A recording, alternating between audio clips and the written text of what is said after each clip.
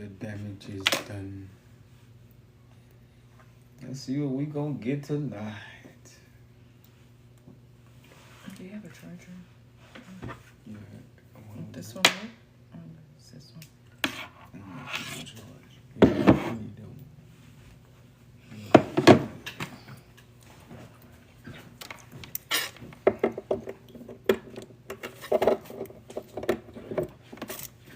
Peace, y'all.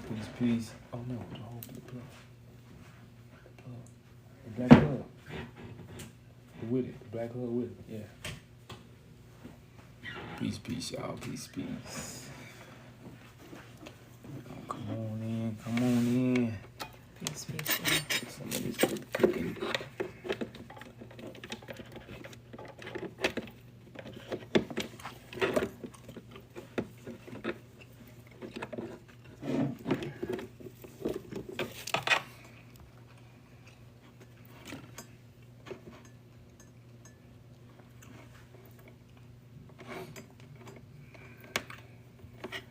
Let's talk, y'all. We got some load of information, y'all. We've risen to something, that we talked about before. A lot of information this time, y'all. A lot of information. Which we had, I would say, it's in black and white like y'all want it. It's in black and white like y'all want it. So we mainly want to deal with the title, y'all. It's very important with the title, so that's kind of what we're going to deal with.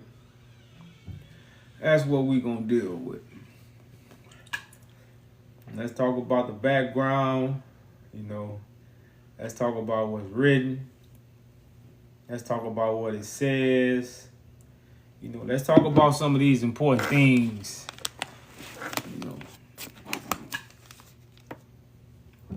And if you guys have any questions, feel free to come up. I just feel he's a soldier, and he's a man of ambition, and just want to see his people in the right position. And I think any man stand for that is a man that stand for the same thing I stand for. At the end of the day, somebody have to stand up for their people. So I don't really know the end scope or too much about them to even really speak on them. But from outside looking in, and me, hearing the things about his movement and why he's doing it, can't do nothing but respect him. And people need to understand he's not a president. He's I forgot what position he is, and he head of the army. He's not a president. He's not a political man. He's a soldier. A lot of people don't know that about, he's right now he's head of the state because it is no. That's why it's such an uproar over there, because there's no government, there's no structure. I don't know, did they made him the president?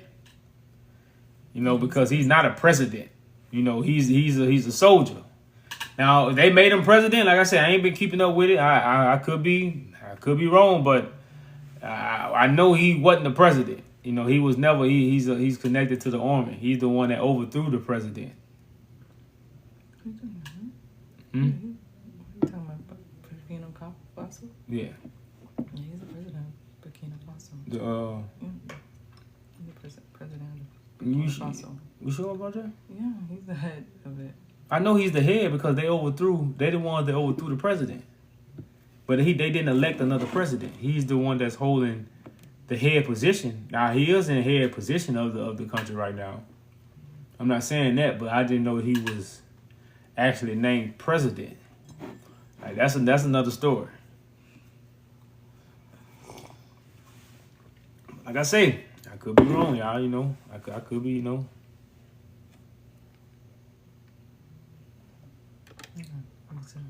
He's head of the army and he's the president. He's the head of state. He might be. Like I said, I could be wrong, man.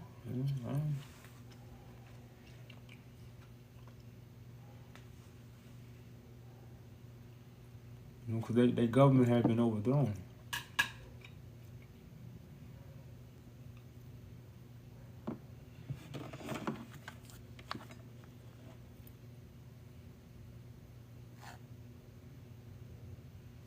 Okay. Yep, you was right, brother, man. He is the president. Okay. I didn't know they made him president, though. Since 2022.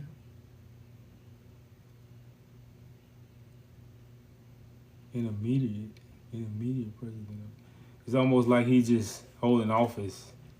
So I'm saying, like, he's not like somebody that's, you know, he just in position because he have, you know, overthrew the government and stepping in for righteousness, you know, as I know. You know, so we gotta give him his position and give him his, you know, his credit where credit is due. Yeah, it's more recent, so I see what you're saying. Like it even said, like he's holding a intermediate president. It's not really a elected president. He's not holding a position, and that's where I was speaking from. But you know, he is right. His title say president. You know. But man, y'all share this live, y'all. We want to share some information, man. Y'all see the background. Very important information, y'all, man. This is a New York, Washington newspaper. Just let that marinate. This is a United States of America newspaper writing about Ethiopia in 1903. In 1903, the United States of America was writing about an Ethiopian black king. Can't we get some pictures? You got them pictures of Menelik? All the pictures you were showing me? I think I only got like one of them. What else? Them pictures? Where they at? I only got this one. Look at that, y'all. Look at that, y'all. I need them. You guys see that too. Look at that, y'all. Look at that, y'all. I need them. You guys see that too. You guys see that too.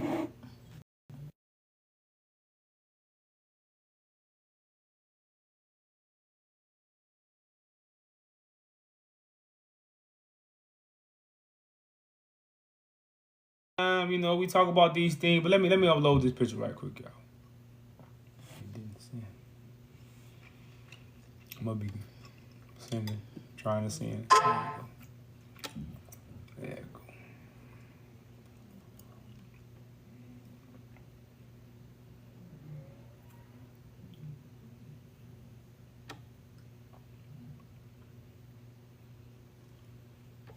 Y'all look at this picture, y'all.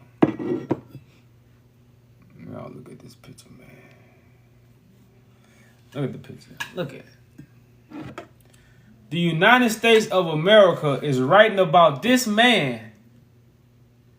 Now he's a king. He's a black king in the 1900s.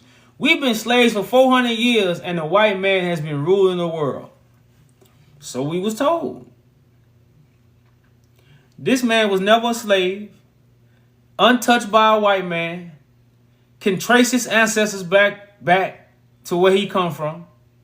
He sat on the throne of David, and the America newspapers was writing about him.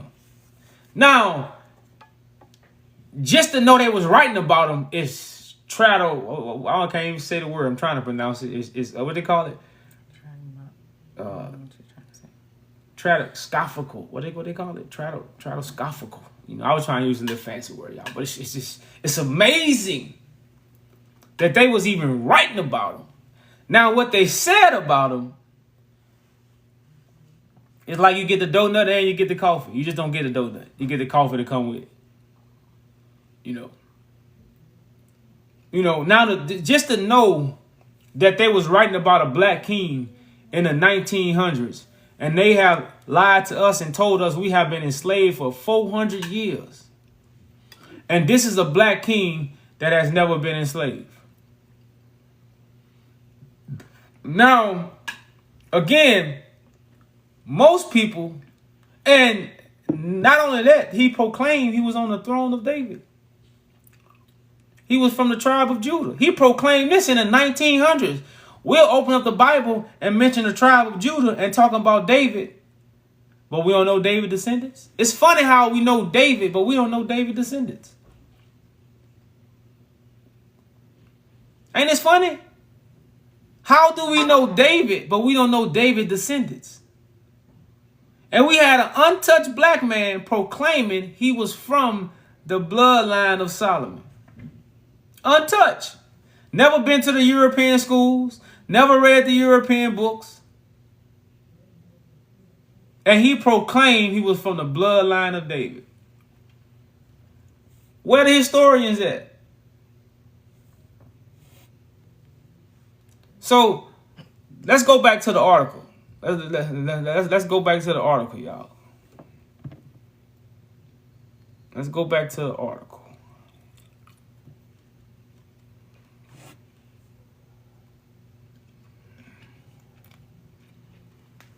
It says, when this king dies, look out, and he's sick. Now, the United States of America is writing about Ethiopia, aka Abyssinia king, right? And he's sick. But check this part out. Menelik of Abyssinia, the most diplomatic of all monarchs. I don't think y'all, yeah. Most diplomatic of all monarchs is seriously ill. Say dispatches from the capital of his empire to Rome. And if he should die, an outbreak, meaning, let's say meaning, Menacing. a outbreak menacing the safety of European representatives would likely be followed by a fierce scramble among the powers for his rich domain. So the white man ain't had power of the whole world yet. The whole world wasn't in the white man's arms. In the white man's hands, that's so we've been fed 400 years. But we see in the 1900s, they had a king that was being sick. And he was connected to a monarch that was what? Most diplomatic out of all monarchs. What is a diplomat? Do we know what a diplomat is? Do anybody know what a diplomat is? Because Menelik is connected. The Abyssinia is the most diplomatic. I think they say Democratic. They don't say diplomatic. I'm reading it. Democratic. They say democratic.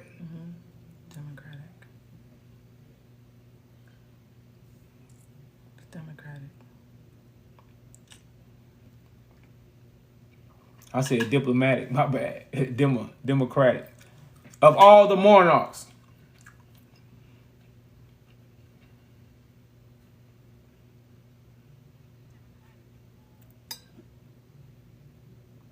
Relating to supporting a democracy.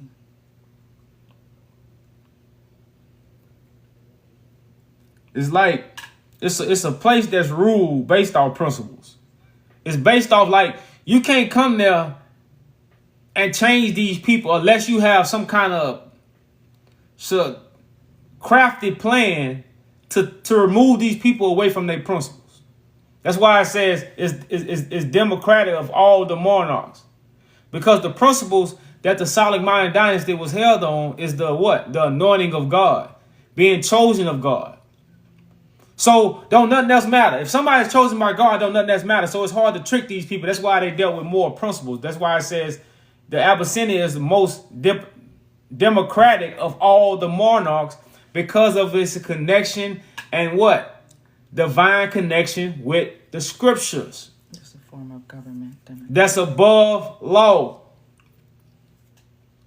So it says when this king unalives, the Europeans, the powers that be, was going to scramble for his rich domain. Now, a lot of people don't know when World War broke out. A lot of people don't know when World War broke out. We don't even care because we were slaves. He wasn't.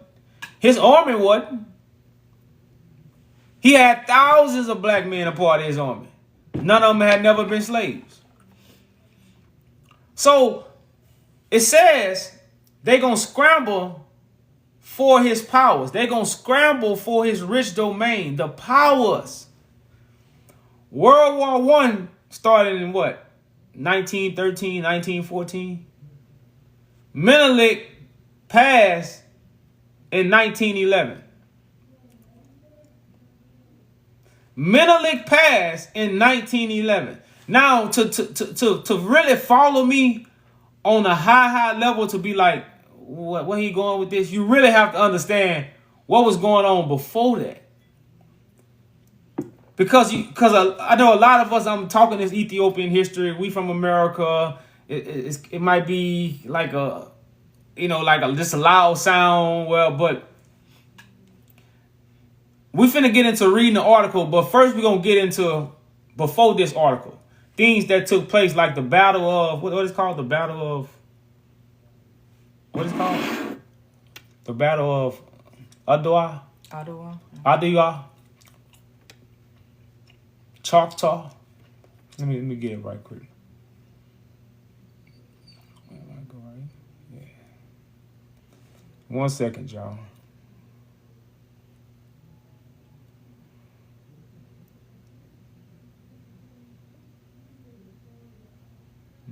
That's not it.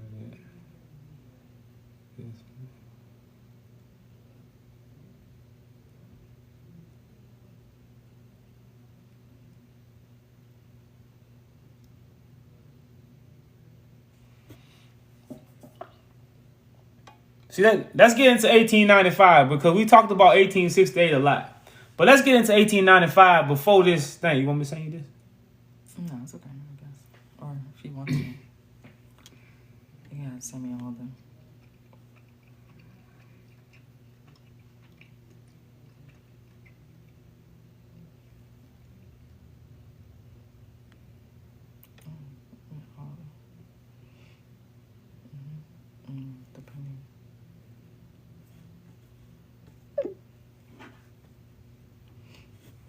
So I had to. We trying to get. We got 2 pounds. We got 2 lives going. So we trying to get it organized, y'all.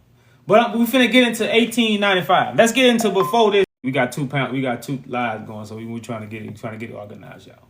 But we finna get into 1895. Let's get into before this.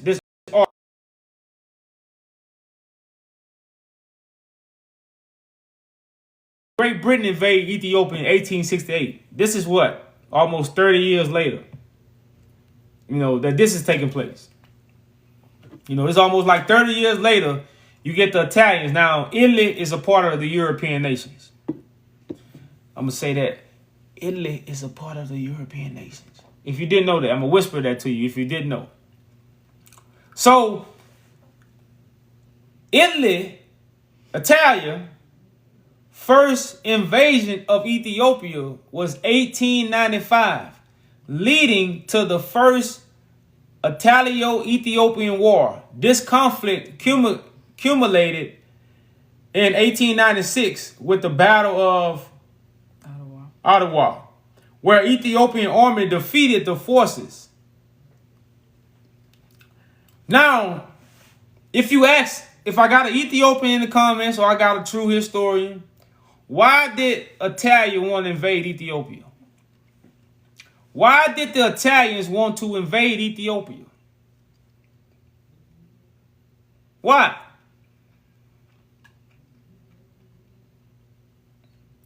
Because everybody know about the war, but why? They just woke up one day and say, let me go invade Ethiopia. Why did the Italians want to invade Ethiopia? To colonize it? That's kind of... It's a more specific answer I'm looking for, but that is, and that's what anybody would want to invade another country for. They played with the paperwork Menelik signed. We finna get into that. Because this is what this article is talking about. They wanted to colonize us, but we defeated them. It's bigger than that. Let's get into why they wanted to invade Ethiopia. And the same reason they invaded Ethiopia this first time is the same reason they came back the second time. But I'm like I say, everybody think they know. I'm just trying to see we have some people that know, because I hate to tell people something when they already know. That's a waste of my time. So if somebody know, enlighten us, because we always come on here give information. And everybody be trying to tell us something when we trying to give information. So I'm giving everybody the flow to give me the correct answer of why the Italians invaded Ethiopia. Let's get some understanding. Coffee and cotton, that's not, you know, it's a little bit more to that, but that got a lot to do with it. I just said it, bro. I don't know what you said. What did you say? Can anybody tell me why the Italians invaded Ethiopia? Resources. Well, I say resources is definitely the part of the answer. You know, but it's not the full answer of what we can really hold on to, because this gonna explain why they came back the second time. And it's gonna explain our title. Why Ethiopia is colonized. Because Ethiopia is most definitely colonized. But like I said, everybody be want black and white. You know, even when we gave facts, people want black and white. So I'm giving 100% facts. I'm not giving if you understand this, then you know this. We can't talk like that with a lot of people. You know, because most people don't know, so they don't have understanding. They can't get understanding. You know, so we're going to bring out the facts of why the Italians invaded Ethiopia. Now, we are correct. It's a 100% about resources. It's 100% about resources. But let's see what the Italians wanted to do.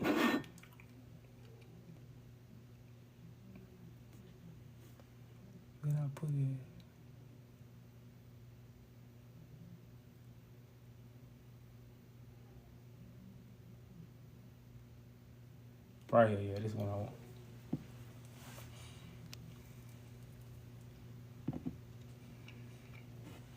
Now, is this?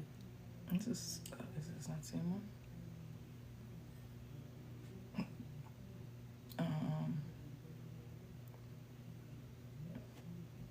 Yeah. So it says, Italy invaded Ethiopia twice, leading to a complex relationship between two nations that included conflict, occupation, and establishment of a small Italian population. Italy intentionally invaded Ethiopia in 1895, but was defeated at the Battle of Adar. Italy invaded again in 1935, leading to a second and more successful conquest, where they occupied Ethiopia, established Italian East Africa. Now, let me get this straight. They established Italian East Africa, which is still there today. I'm going to say this again. Don't lose me. Now, establish this. And this is what this article says. That's why I say after Menelik passes, the Europeans are going to scramble for his rich providence. After Menelik passes, they will scramble. The powers that be will scramble for his rich providence. So after Menelik passed, 20 some years later, Menelik passed in 1911, 20 years will be 24 years. 24 years later, the Italians successfully did what they wanted to do way back in what? In the late 1800s. They established Italian East Africa, which lasted until 1941. So they say this lasted between 1941, but we got some more paperwork. We got some more Because this is, again, you got to know. It says, and the population of the people of Italian descent, known as Italian Ethiopians, settled in Ethiopia during this period. Let's go to something else, though. Let's go to what you said.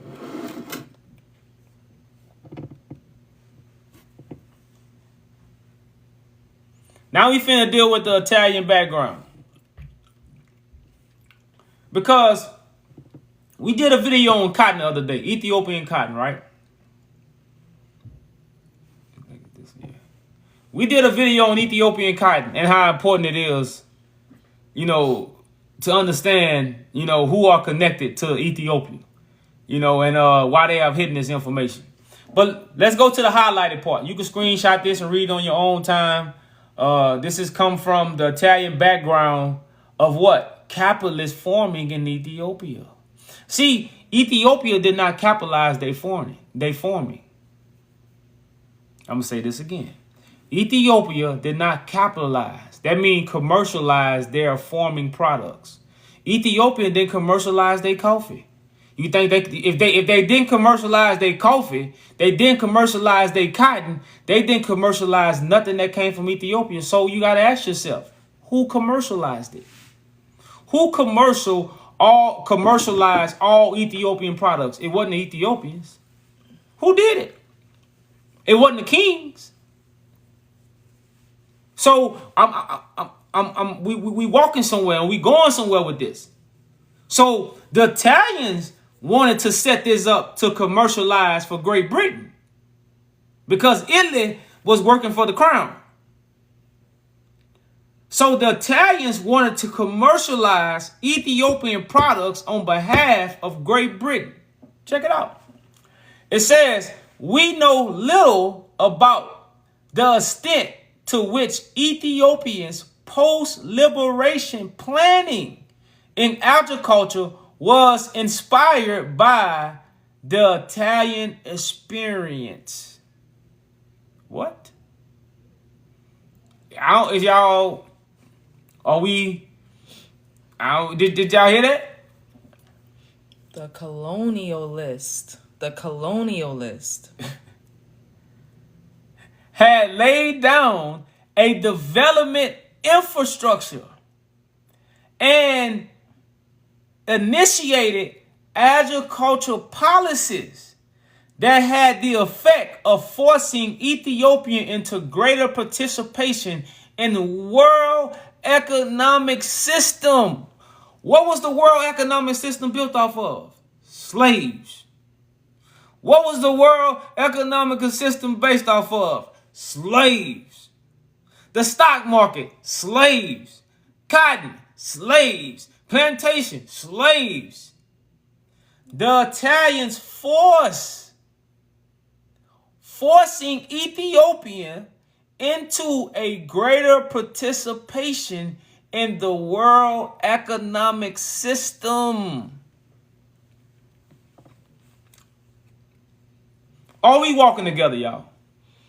Are we just walking together? Very people know little about it. Very people know little about these things. Now, who held down America? Who came and took over America in the late 1800s and 1900s? Look up when the Italians migrated to America. Somebody look up when the Italians migrated to America, y'all. The same time they was doing this. Because what was they doing? World economic system. World economic system. When considered against the background of the country's pre-war underdevelopment, the transformation by the Italians of the Ethiopian agriculture, particularly in areas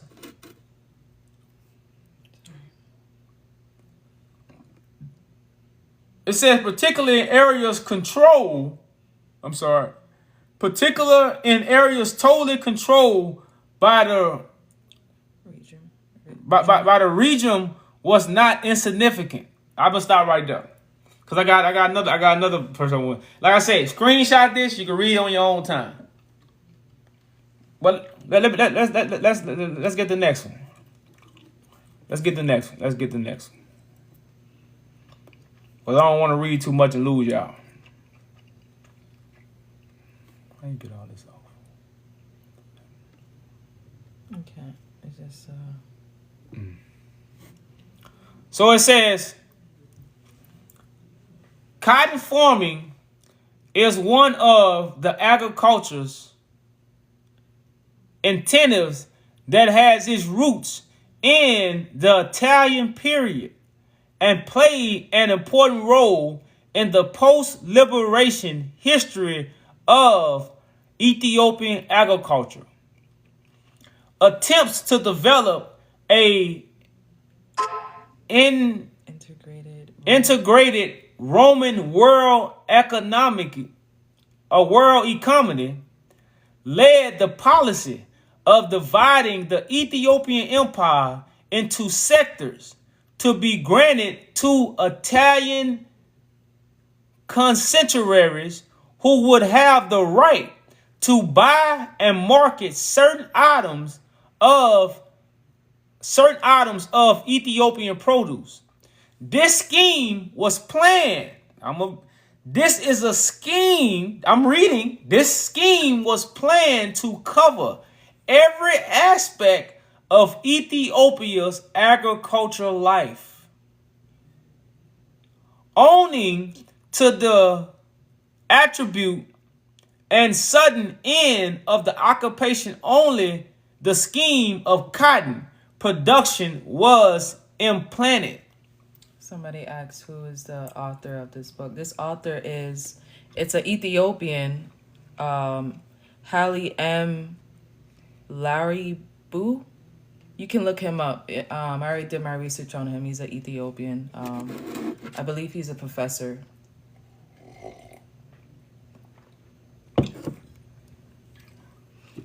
So this scheme was to mainly hide the cotton aspect. It says only, if you go right here, y'all, if you go on Arch Evolution page and you come on my page, it says only the scheme for cotton production was implanted. So they created a scheme to hide what came from Ethiopia. But the only scheme that was implanted was for cotton. For you to not know where cotton comes from. It says, given its significance to the Italian metropolitan textile industry, cotton production was given great attention. Even though cotton was grown in southern Italy, Eritrea, and Somalia, colonial production was inconsensual. Again, screenshot it, read it on your own. But again, we're just showing you the schemes. Ethiopia didn't sell cotton. Italians sold cotton for Ethiopians. I'm going to say it again. Ethiopians didn't sell cotton. Italians sold cotton for Ethiopians. Just as, again, a lot of other products. That's still going on today. So you might say, well, Yaju, where you going with all this, man? Let's go back to the first page of the letter. Let's go back to the first page of the article. Now I had to screenshot the article and zoom in a lot more to bring out the first page. Oh, this is how this show? Oh man. Yeah, I don't have it. I don't even have it with me. Oh man, I can't even show it, y'all. I can't even show it. I had to do it something. Oh, y'all. I didn't know it was going to do that too. But see how it's showing? Oh, man. So I got Which one did you want to read? I want to read the first page. You can just read it like this, or you want me to? Yeah, I'm just going to what I'm reading now, y'all. I'm reading the first page right here. If you see right here, I'm reading this right here now. This is what I'm about to read. I can't show it to y'all because I don't. You see how it's showing on my phone? Look at that. It's all sideways. But man, it got some gems in here, y'all. They got some gems, y'all. So you see why the Italians, and no, this is what I want. I wanted to show y'all the treaty. That's what I didn't show y'all. I didn't show y'all the treaty.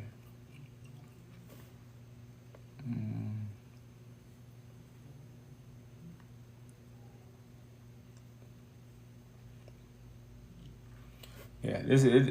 Should I read this? Yeah, I want to read this. Because remember, at Menelik time, they couldn't do this in Menelik time. You know, Menelik didn't allow this. But again, I told y'all the throne kept getting weaker and weaker and weaker. It was weak at Menelik time. You know, even though Menelik was strong, he had a great army, he fought the Italians off, the throne still was weak. You know. So it says, this is the agreement that the Italians been trying to, this is the agreement that the Italians wanted Menelik to participate in. And Menelik kept putting it off to the side, be like, you know, he just, I guess, I don't really know the whole story, but I guess in his mind, he didn't feel right about this agreement. Now, he had already made treaties with Italy and Italy and Great Britain because they was trading. As you can see, they wanted Ethiopian products. So they was heavily trading and involved with Ethiopia. So treaty had already been signed. But for this treaty, Menelik did not want to participate in this treaty. You know, this is what this new paper about. So the treaty, or what the Italians wanted to set up, it says the Angola Italia Convention of 1925 was an agreement between Great Britain and Italy to establish spheres of influence in Ethiopia, which implied Italy had primary responsibility for Ethiopia foreign affairs and economic interests.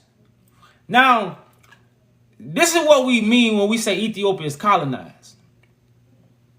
Ethiopia wasn't even handling their foreign affairs unless the Italians brought in their influence, which just means put another Ethiopian in the seat.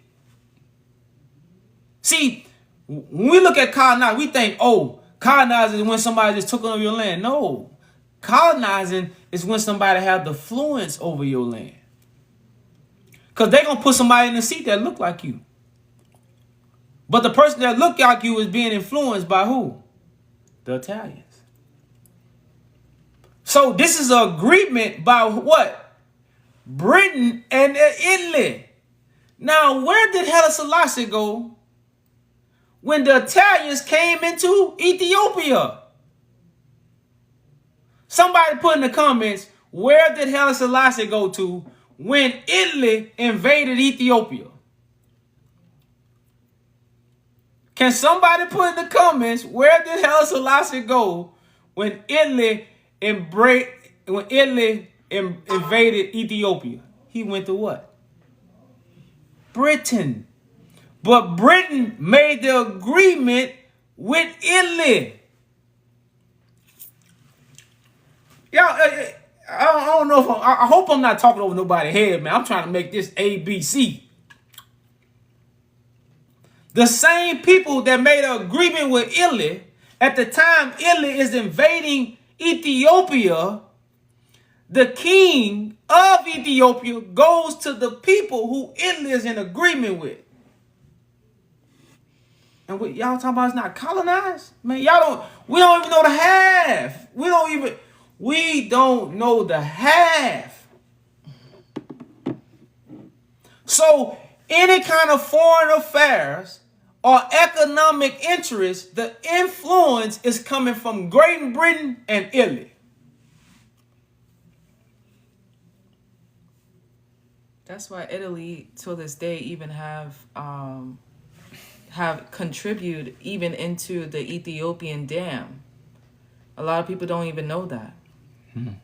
You know, the Ethiopian government's not going to tell you who's helping them out when it comes to funding, when it comes to building things that obviously is coming from other nations. But you don't know what nations these are. You think that Ethiopia is independent, but it's not really independent. Not at all. They're still tied to these Not at all. treaties. These treaties is never did. And a lot of people don't know Haile Selassie came into office, I think, in 1930. They established this in 1925. Now Haile Selassie was the one that was over the foreign affairs. I'm going to say this again. Haile Selassie, before Haile Selassie was on the throne, Haile Selassie was head of foreign affairs.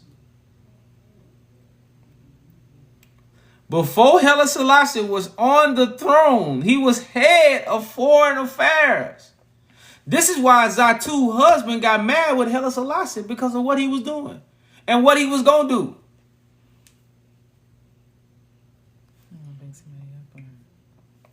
We can read it after. Yeah, we can read it after. We got a guest, y'all, so we're gonna see. We only talking about the topic, y'all. We only dealing with the topic at hand. Yes, brother. How are you today? How you doing, man? Peace, peace.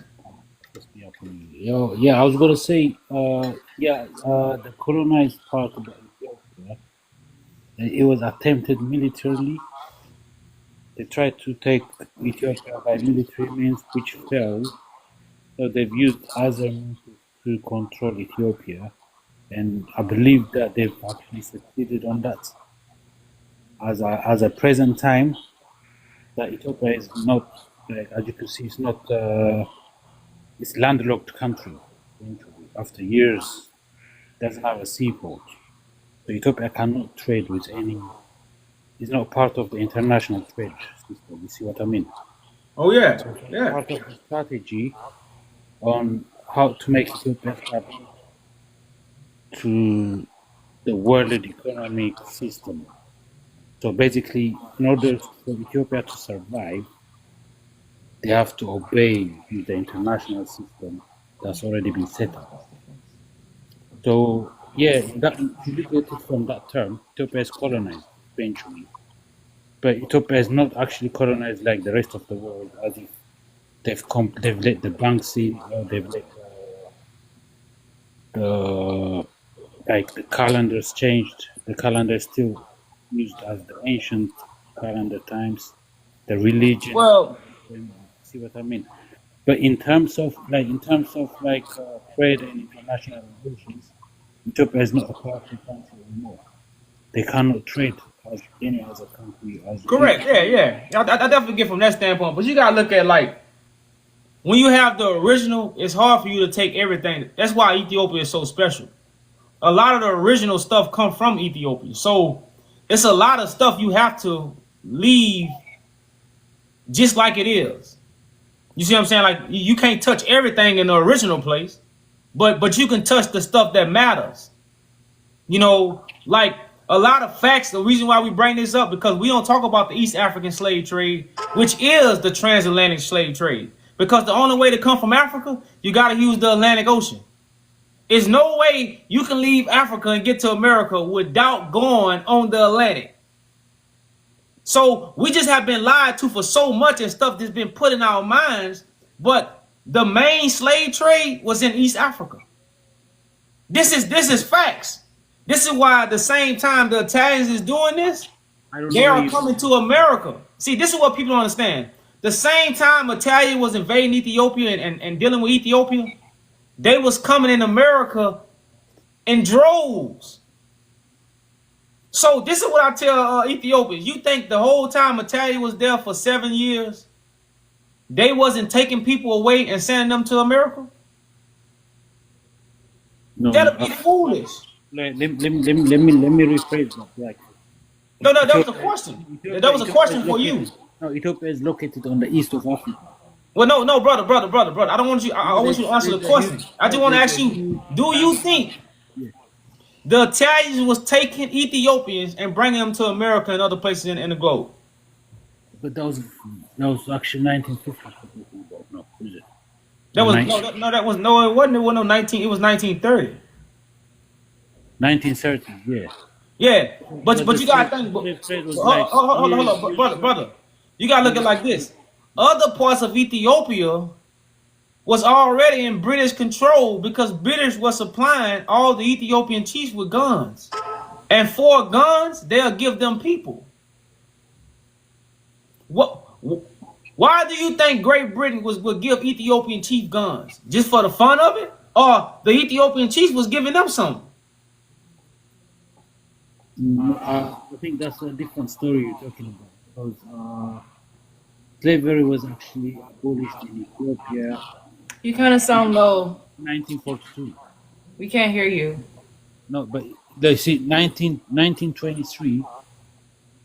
Ethiopia already abolished slavery way before that during No, Theodorus. Ethiopian Haile Selassie abolished slavery. Within Ethiopia, the international on the international slavery didn't exist in Ethiopia. It was abolished during the Theodorus time. No, bro. No. You said what? He said slavery was abolished during Tedros' time. Brother, Tedros' wife and son got taken. You think that was the only people they took? But they were not taken by Ethiopians, is it? They were taken by the English. After That's what I'm saying. So the English had power to take Ethiopians. yeah, but the English took the people there, but they're not taken by the Ethiopians. The So Ethiopians were not. you can take a king's son, but you can't take regular Ethiopians.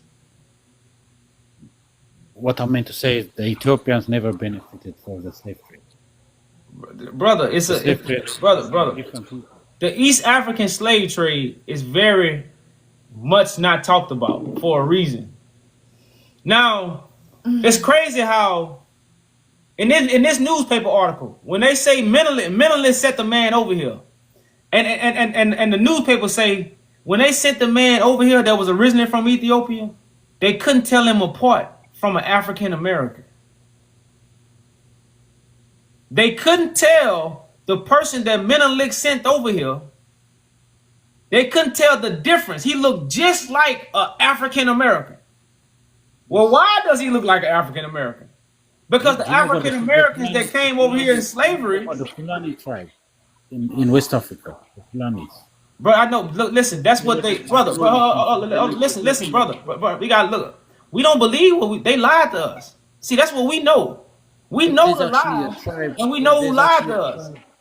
So one thing we saying is, they not gonna tell us where we come from. That's why they. I just want to ask you this: Do you know they made slaves change their name when they brought them to America? Do you know that? Yes, I do. Okay, why do you think they made them change their name? So they can hide what? Where they came from, right? They can have no connection within their past. So correct. Okay, so they're not gonna connect us back to our past. Yes. So they tell us we come from West Africa, because they don't want us to know we come from East Africa, which is what? That's just where the diplomatic matters, because the African Union is not in West Africa. The African Union is East Africa. You know. Yes. So, what you saying could be true, but the only thing that I was talking to was you associating that system with the Ethiopian monarchy, as if the monarchy was a part of the whole slavery system. You see what I mean? The people who sold slaves were the kings, were the priests. No, but they were kings all over Africa. So I don't know which kings you're literally referring this to. That's why I want to have this article up. That's why this article tell us everything. It says United States, out of all powers, was the most country that wanted Ethiopia. Out of all powers, the United States. Ethiopians don't know this. Shit, the world don't know this. That's why I say, so this article, brother, man, this article, and see, this is a newspaper article that come from Washington, D.C., that was writing about Menelik in 1903. Now, this is what we don't know. In 1903, he is stating he's connected to the tribe of Judah. This coming out of Menelik's mouth. This is what Menelik tell the white man. Menelik was never touched by a white school. Haile Selassie went to school and stuff and did foreign affairs. But this man right here, He read no foreign books. He went to no foreign schools, and he proclaimed to be from the bloodline of Solomon in the 1900s. But so when you deal with Ethiopians, they don't connect themselves to the house of David. They don't connect it. They don't connect themselves to the biblical people. But in the 1900s, this man was. So what have changed in Ethiopia? Well, I can't have the answer for every question you're asking. I'm just telling you my point of view, and because I'm Ethiopian, and some of the stuff you're saying, like basically, I look at the topic that you have now. It says Ethiopia is colonized, and I kind of like partially I kind of agree with that, but I don't believe that Ethiopia was colonized by military means. It's more economic, like colonization, basically having locking down the country, circling it with like having it circled, and then cutting out all the trades that Ethiopia used to have with the rest of the world. That kind of disadvantage the whole system. So that then the governments that came after Haile Selassie tend to be more submissive to the Western system. See what I mean? Oh, and brother man, everything you That's the saying point. is That's the point I'm trying to pass forward. well, I know yeah, Haile Selassie isn't perfect because he's got some faults, but he was ultimately the king, and he kind of fought the time. At the time, he kind of fought the best he could, and correct. he, Yeah, I don't yeah, disagree with that. yeah. But look, So yeah, he's tried to start up a movement which didn't fully flourished with the African Union and trying to liberate the rest of Africa and all that stuff. So it has not like it started the base, but it has not flourished as he wanted it. correct. Then ever since that time, every government that came in power was more submissive to the Western, the European system. Well, and see that's what I was gonna tell you, brother man. We have If you documents, call that colonization, I but agree brother, with you. We're colonized. Yeah.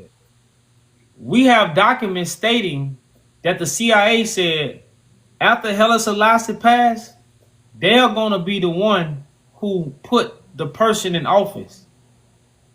This is documented by the CIA. So it's documented now that the Ethiopian government has been influenced by the CIA. This is documented. We have the document. You see what I'm Yeah, saying? there are So, some that believe that. Yeah, I believe that too. that's why I say. So you already said you like everybody that came after Haile Selassie was more influenced by the Western powers. You Yeah, know, because at the time he has to maneuver in order to because the power was limited. The power he had when you compare it to the collective West is so limited. So he did correct. the best he could to outmaneuver the system, and he created the African Union. He created the liberation movement. But later on, they managed to dismantle him, and then they brought in a new government. Because as you know, what my point is, during the Second World War, the West was very weak, so they were losing the colonies. So the colonies was like the lifeline for the West. So as the Europeans were so weak in that time, they've actually used Haile Selassie in order to create a fake liberation movement for the time until they have the momentum to rebuild. You see what I mean? Then later on, once they've used the man, it's the same thing with Nelson Mandela.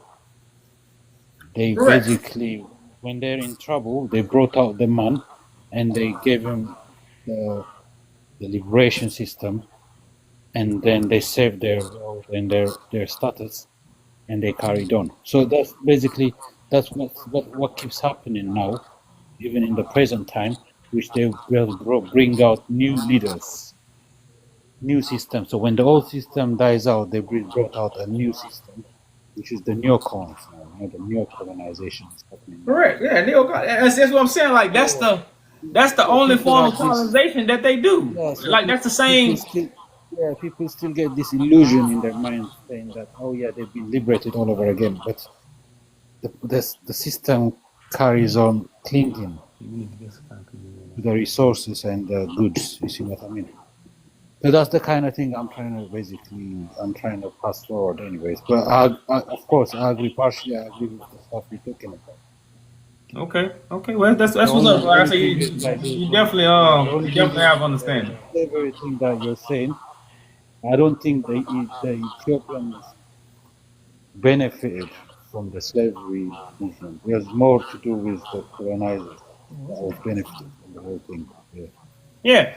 Yeah, that's why I say I appreciate you coming up, brother. I appreciate the conversation. I just think a lot of history of Ethiopian slavery need to be talked about more openly and more on an open platform for understanding, because it's a lot of historical facts where we can prove Ethiopians were brought to America on slave ships.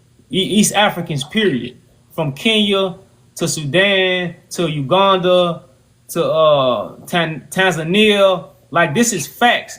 They was literally getting East Africans. This is man. This is so much facts. It's crazy, But again, the world haven't been taught these things because they wanted to hide these things. The world has always wanted to hide what went on in East Africa. That's why after Menelik passed, world wars broke out.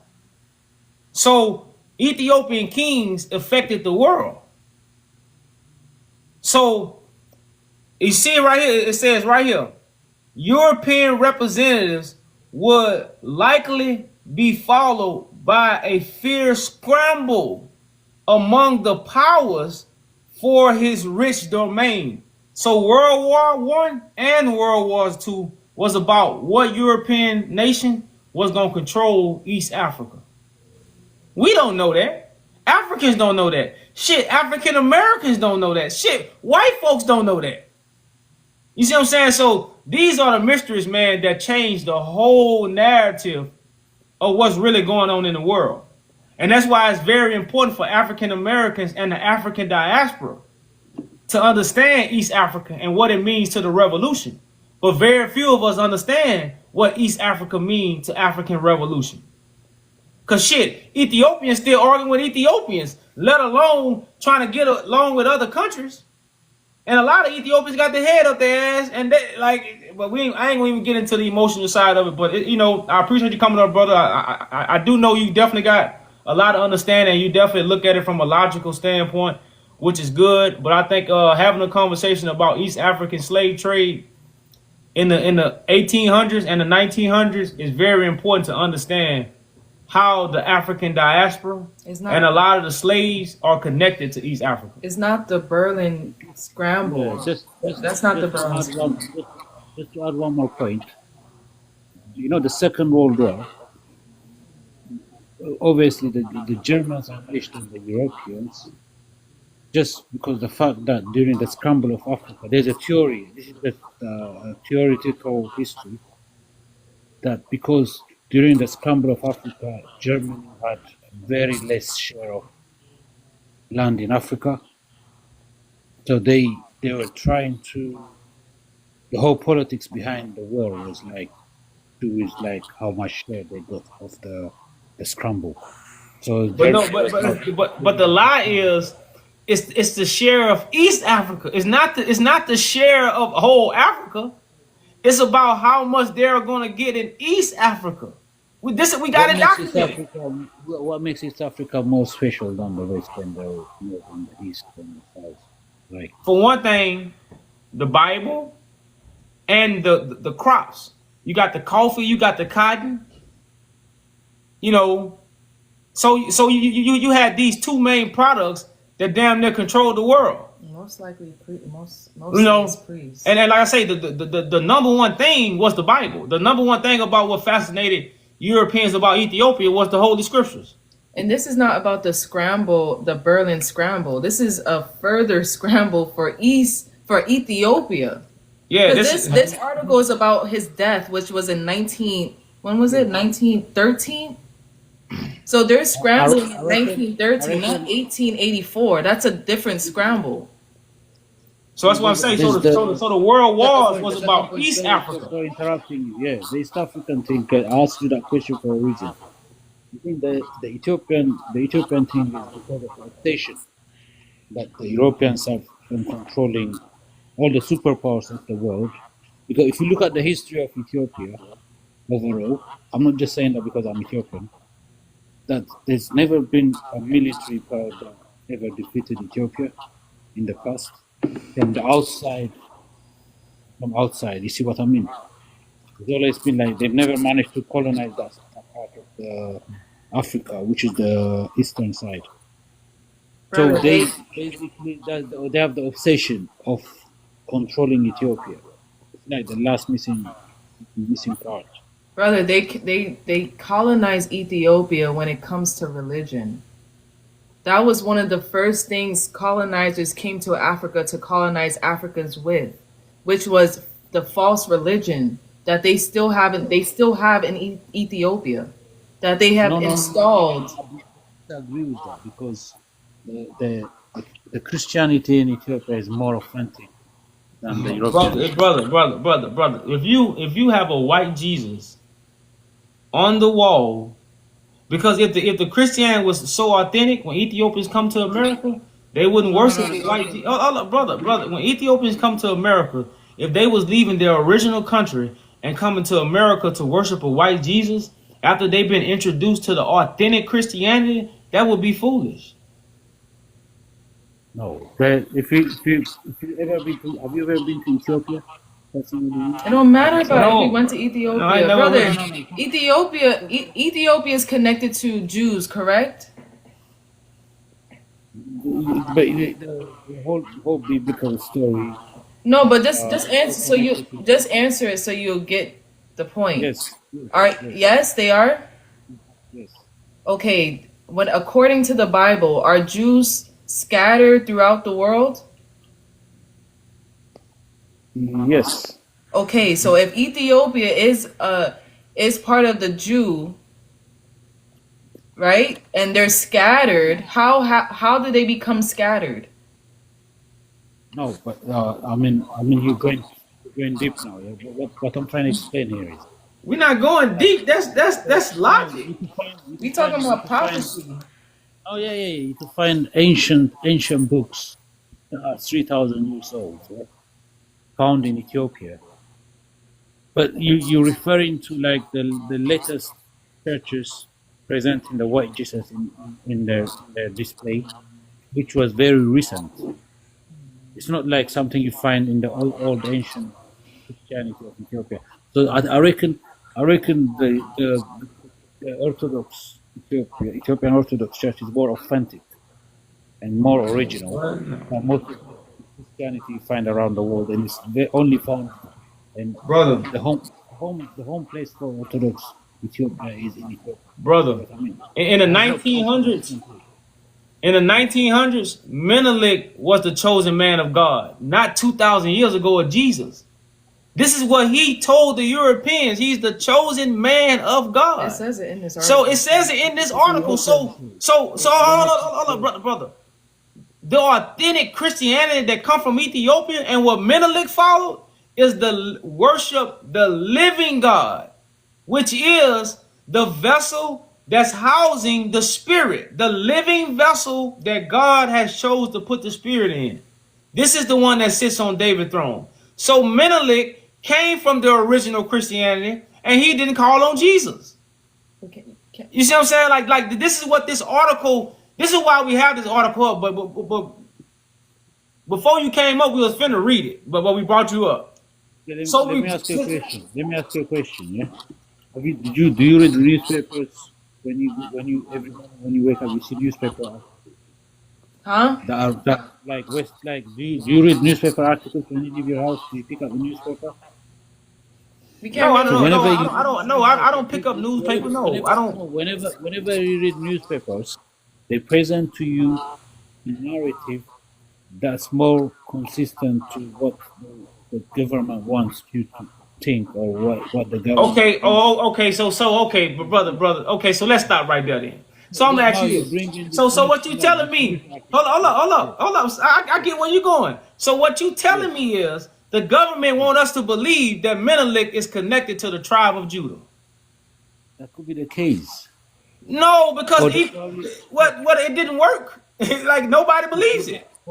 for that time of era, they must have a reason to present this newspaper to the public with the face of Menelik, but they never do that in the present time. Any story that you see on the newspaper is for you to design you to think in a certain way. I believe that. Maybe that could be the truth, but My they brother, trust me, it's not. they So want you okay, so to. you telling me the Bible don't come from Ethiopia? What I'm telling you No, is no, that no. I want cannot. to ask you this. This is a question for you. Do the Bible come from Ethiopia? The Bible comes from like I cannot say it came from this place, but I know Okay, that so I the want to ask you Bible this. So, okay, you is a said good no. source. So I ask you this then. Where does the oldest Bible come from? I believe that is one of the places in Ethiopia. Way before the Europeans accepted Christianity, there was a But Bible in. where does the oldest Bible come from? Oh wow! That you asked me a difficult question. Oh, But I know that there's a Bible if you that's don't very know, you old don't in know. Ethiopia. I don't know. Sorry, I'm not gonna Okay, decide something. well, it said the oldest Bible come from Ethiopia. Have you ever heard that? I've heard that, but I cannot 100% confirm it. Yeah. Well, yeah. But Now, I know the oldest Bible never comes from Europe. I can correct. confirm Okay, it. so I'll ask you this: where was the first church built? The in Syria, No, the first somewhere in church was built in Ethiopia. and that's the first. Okay. But Lalabella is according the to first people, church like built. a few weeks Now, ago, a few, look, check this out. If the first church was built in Ethiopia, why was the first church built in Ethiopia if the biblical people not from Ethiopia? Because okay, wherever the biblical people gonna be, that's where the first church gonna be built, right? no, the first church after Christ you're talking about or before Christ? The first, because before Christ there was no church. It used to be called a different. I'm Used to be talking, called a. brother. Before Christ, you had Solomon Temple, Yeah, so there was temples in Ethiopia before. but a temple is a church. Okay. Yeah. Just I wanted to Yeah, a temple clarify is a the church. question. Yeah. So I'm just saying that's why I just said first. Forget if it was before Christ, after Christ, or whatever. It's the first. So that's all we need to focus on. So if the first church was built in Ethiopia, it got to be because the biblical people was in Ethiopia first, right? I mean, you can. You can say it, you can't. But I'm just saying, like if you had the logical think, that's called thinking logical. Logically, Yeah. it's like the way you look at things now. It's like Ethiopia is a place in history. It's a country, a nation, and then any connection they create with other nations to be seen as a diplomatic connection, not a connection of like a fighting or conflict or a colonization. You should not look at every communication of Ethiopia with other nations as all being negative. You see what I mean? Some communications with other nations could be a threat. The threat because Ethiopia is a nation. Now, when we look at United States of America, every communication United States of America does with other nations is not seen as a negative or a bad communication. You know what I mean? So what we're doing here is like basically we're assuming every connection that Ethiopia ever made with other nations as a communication of negativity. You see what I mean? No, So I'm now, not. if I'm not. Nah, brother. Ethiopia had I'm not. imported Christianity, or if Ethiopia had, because in history Ethiopia had a very influential status in the world years ago. It's not like the same All status right. that they have. Well, yeah, brother. We know. Like I say, man. I definitely get where you're going, bro. I definitely appreciate you coming up, man. Appreciate the conversation, but we want to get I into. respect everything you're But saying, I but think I'm I just think you should definitely look up or even ask some of some Ethiopians about the East African slave trade. Because that definitely happened. No. I'm not disagreeing with what you're saying. Yeah, there is a factual reference that there was a slave trade happening in Ethiopia, especially between the Arabs and between the Westerns, maybe. But I know definitely there was a slave trade happening in Ethiopia, vice versa. To be honest, not just slaves were being taken from Africa; slaves were brought into Africa as well at one point in history. Correct. So Brother. it's not just like slaves were taken out from Africa. Slaves were coming into Africa as well when Africa was powerful. You see what I mean? So let's. What I'm. Yeah, I really respect what you guys doing. Thanks for bringing me in, anyways. But I think we agree in some facts and some facts we don't agree. So many thanks, anyways. All right, brother. Peace, man. All right, I'll come back again. Yeah. All right, no problem, brother. Always. No problem. No problem. So first, I want to read the first page.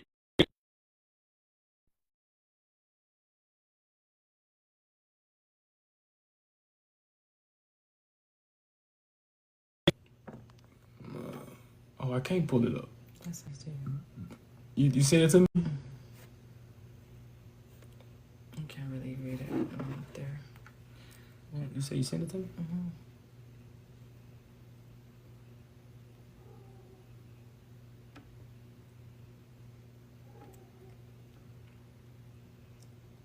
So I'm gonna pull up the first page where y'all can screenshot and follow along with us.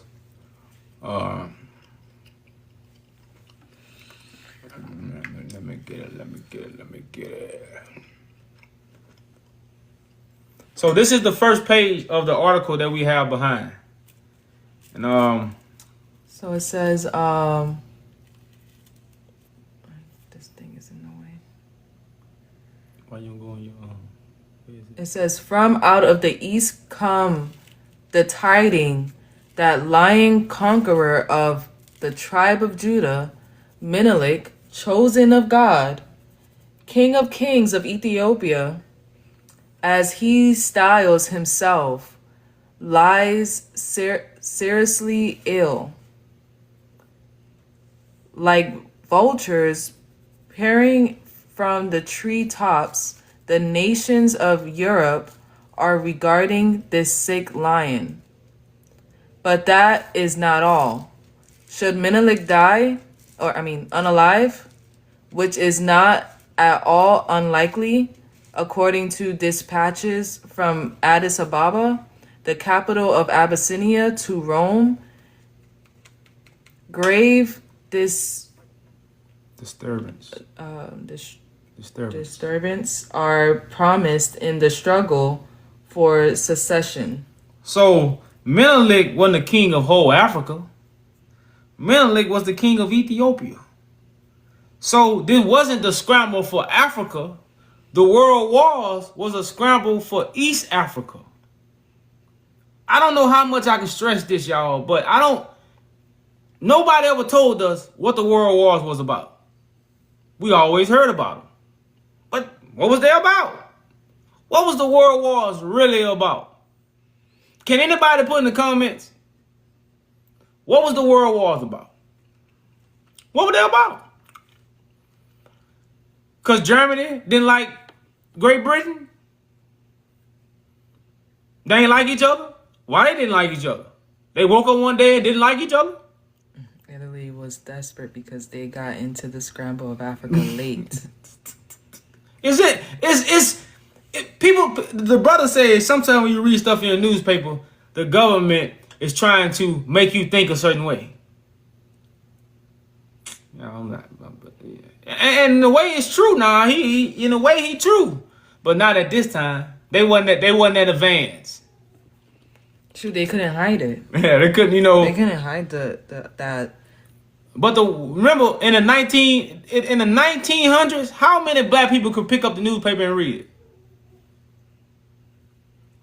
My great grandmother couldn't read. Shit, my grandmother could barely read.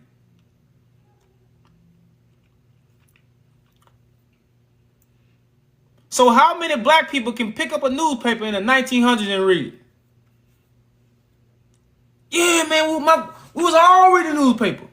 And when I say that, because majority rules. So now we can read this. We all can read this. And it says what? The European nations are like vultures. But that the European nations took over everything and conquered all black people and put us in slavery in the 1600s. Why were they still hovering over Menelik? Why were they still hovering over Menelik and his riches and what he had if they have conquered all black people? I told y'all, man, slavery started in the 1800s, y'all. I'm telling you, man. I'm telling you what. Slavery started in the 1800s. I kid you no lie. I tell you no lie. So they was waiting for Menelik to pass so they could what? Start this struggle. I told y'all Menelik died. Menelik was unalive in 1913. World War I kicked off in what? Maybe a year later? I thought he died in 1911, so it was 1913. World War kicked off in like 1914. 1914? When the European nations started going crazy. No, I want East Africa. No, I want East Africa. No, give me East Africa. No, give me East Africa. 1914. 1914. A year. A year. He died in June. A year. A year after Menelik passed, World War I broke out. Against what? The European nations. Now, we don't even understand the European nations had a lot of African nations on their side. I don't think we know that. I don't think we really understand that. The European nations, the European powers had African nations at their time fighting on their behalf.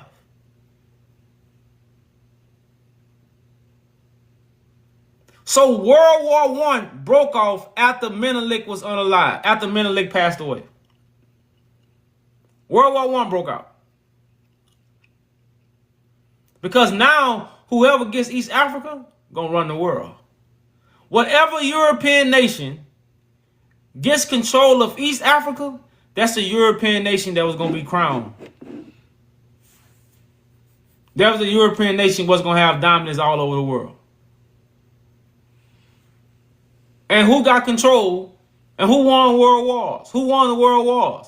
World War I, nobody won. It wasn't finished. That's why they had two. So World War III gonna consist of what? The diaspora going back to Ethiopia and restoring the throne. World War III. Hitler said it when America find out that they got the precious Jews. World War III gonna break out.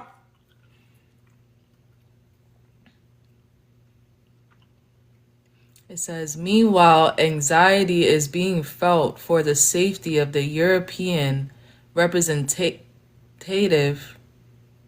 in the Addis Ababa in case an outbreak should immediately follow the chosen one's death.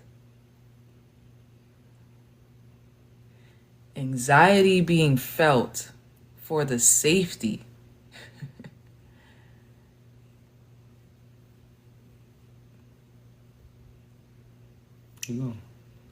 Reports on the probable secession differ. Deputy Martini, governor of the Eritrea, now in Rome, and who recently visited the Abyssinia capital, says that the heir is a boy, 10 years old, called Jesu, a son of Menelik's daughter, Prince Zadi II. I can't see. The Alama Di Gatti. They're just talking about the success, who's going to come after Menelik. And it was a 10-year-old boy who was going to be the successor. Because Menelik didn't have no boys. He only had Zatu. That's why Zatu took the throne after Menelik to raise this little boy who was 10 years old, to raise him up. But of course that didn't work out. But it's no Haile Selassie nowhere. Haile Selassie wasn't even chosen to be on the throne. Menelik did not choose Haile Selassie. Haile Selassie was not the successor. But we're not going. That's a whole other conversation. But this is the untouched history that we don't really understand when we're talking about certain things. Haile Selassie was not in the talk. Haile Selassie got on the throne by default. But like I said, that's a whole nother talk. We're going to keep going. It says, however, in giving particulars about the princess who would first marry to Ras Selassie, who unalive in 1888 and in 1911 chose Ras Gorgeous, governor of 1909, governor of Baghammer for a husband. Mention any children. So it say Ras Kim's most notable subject of King Menelik, his cousin, was as confidential representative at one time deemed the king's possible successor, which is again that's Muhammad Ali. But he died in last March. Yeah, that's Muhammad Ali. Ras, no, I'm sorry, that's Haile Selassie daddy. That's what they say Haile Selassie daddy is, but he passed away too. The next part is just about the it was about the Angolio that's what I want. Italian convention. Do I have that one, or do I have to save it? I don't think I have that one. Yeah, I gotta save it.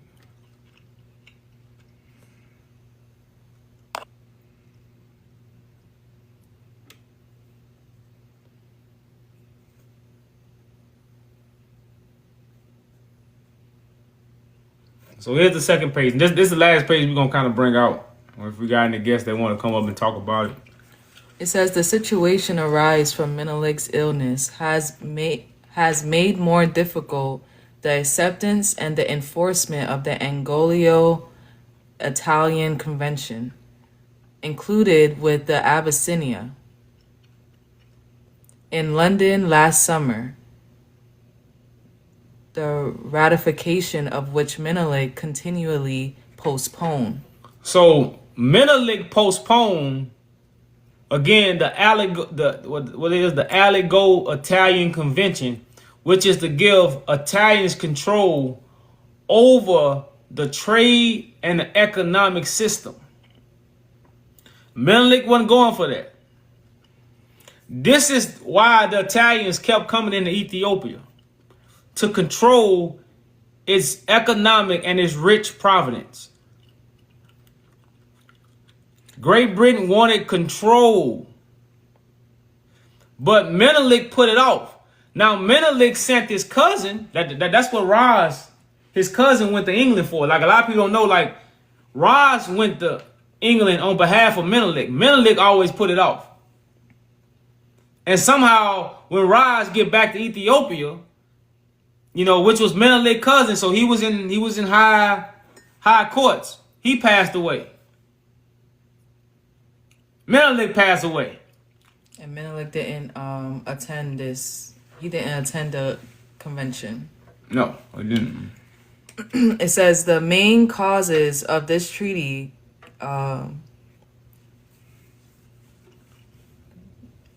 guaranteed. Yeah, guaranteed. The main causes of this treaty guarantee the integrity of the Abyssinia Empire, the open door, and the commercial equality for all countries, and provide for the continuation of the construction by the French of the railway connecting Addis Ababa with the coast Great Britain and Italy naming representatives in the railway director. But you notice it says equality for all countries. Director. The commercial equality for all countries. Man. Hang on. I don't know if y'all reading the way I'm reading. Last January, the German government sent to the exchange stage a commercial treaty giving Germany the most favored nation treatment for 10 years and granting the subjects of the two states full freedom of travel and trade in either state. The Abyssinia courts will not have jurisdiction over German subjects. So you notice, this was in like 1903, right? So if Germany was given death for 10 years, in 1914, that would have been 10 years. 10 years from 1903 get you to 1913, 1914. So by Germany, you see why Germany is in World War One and what Germany means to World War One, because Germany was also what? In Ethiopia. See, like I say, we talk about these world wars, but let's get the details, let's get the foundation, let's get the substance of these world wars. If Germany was given 10 years freedom to trade and do whatever they want in Ethiopia, we'll bring you in, Johannes. You know, we're just reading this last one, and if they was given 10 years freedom, after 10 years up, Great Britain said hell no, and Italians say I'm late to the party. Hell no. We fighting for this. So you see why Germany was heavily involved in World War One, because Germany was heavily involved in Ethiopia.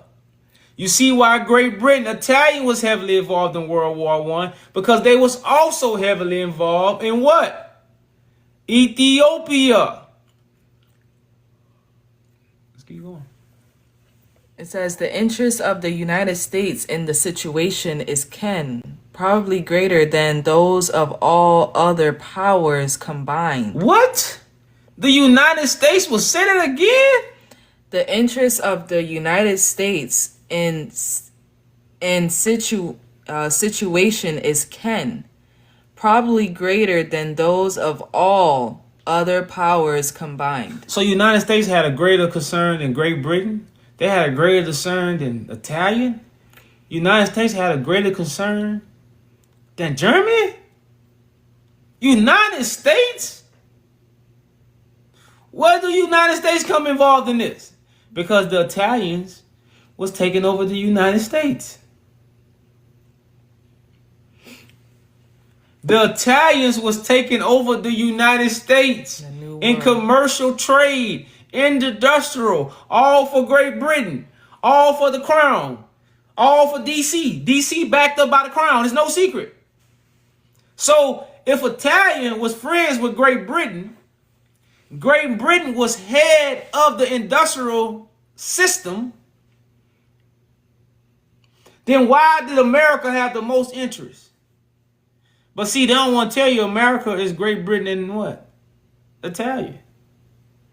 That's what America is. Great Britain and Italy is what America is, what it is. So they throw this in here to throw you off. But that's what the United States is. A land of immigration. Yeah, and Germany. Yeah, and Germany. You can say and Germany. You can say that too. They're all in cahoots. But I think the Italians got the most people here. I think. I could be wrong. I don't know. I think the Italians got the most. They came in droves.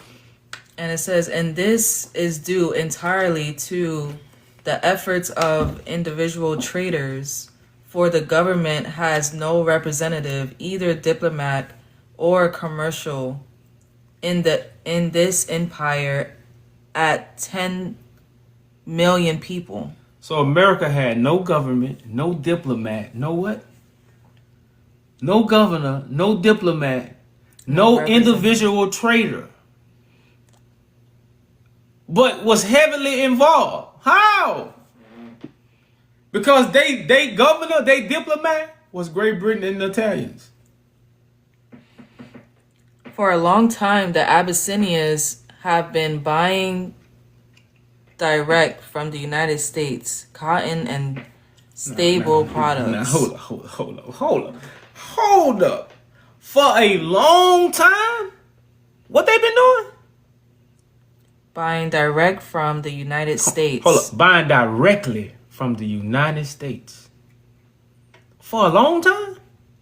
That's what I say. For a long time, Ethiopia has been buying directly from the United States. Now, people might not. We don't even know what that means. What that? See, they are putting stuff in this newspaper that might go a little bit over your head, but that's why I'm here. That's why we here. We here to catch it and be like, come back down. We're gonna bring this right among us. If the Abyssinians have been buying directly from the Americans for a long time, that mean they got connection. That means they are heavily connected to America. They have a trade route, and the only way to get from Africa to America is to go through where? I wish I had a map I can pull up. It's no way unless you have transportation on the Atlantic. The only way to get from Africa to America, you have to travel. You have to transport on the Atlantic Ocean. But they done fooled us with the transatlantic slave trade. They fooled us. The transatlantic slave trade. That's all slave trade. No slave trade can exist without going through the Atlantic Ocean. Oh, they make it seem like it's too difficult for, colonialists to come through Ethiopia to get slaves. So it says for a long time, Ethiopia has been buying from America directly. Let's see what the guests got to say about this, y'all. Let's see what the guests got to say. And we sticking to the topic, y'all. We're not getting off topic.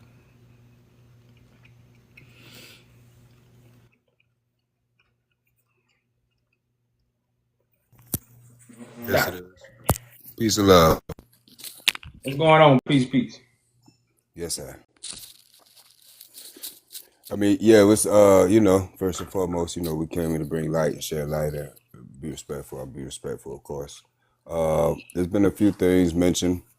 You said the last part about the Americans having trade. What I know is Abraham Lincoln reached out right before he was killed. This was 40 Acres and a Mule came out, reached out to Emperor Theodore and received 4.4 billion bullion gold, which was supposed to go to Black Americans, but he got knocked off. Who was a part of that? This just a little bit of American Ethiopian history I know. What's that bank? Chase, one of the Chases, and a couple other brethren that was around, white dudes that was around Abraham Lincoln had something to do with that. Because they didn't want Black Americans to get the gold. But America was broke after that war, after they was fighting a bunch of civil wars. America ain't had no money. You go back and look at Abraham's notes. So that's the original aspect of what I know as far as maybe some type of trading or some type of communication going on with Ethiopia and America.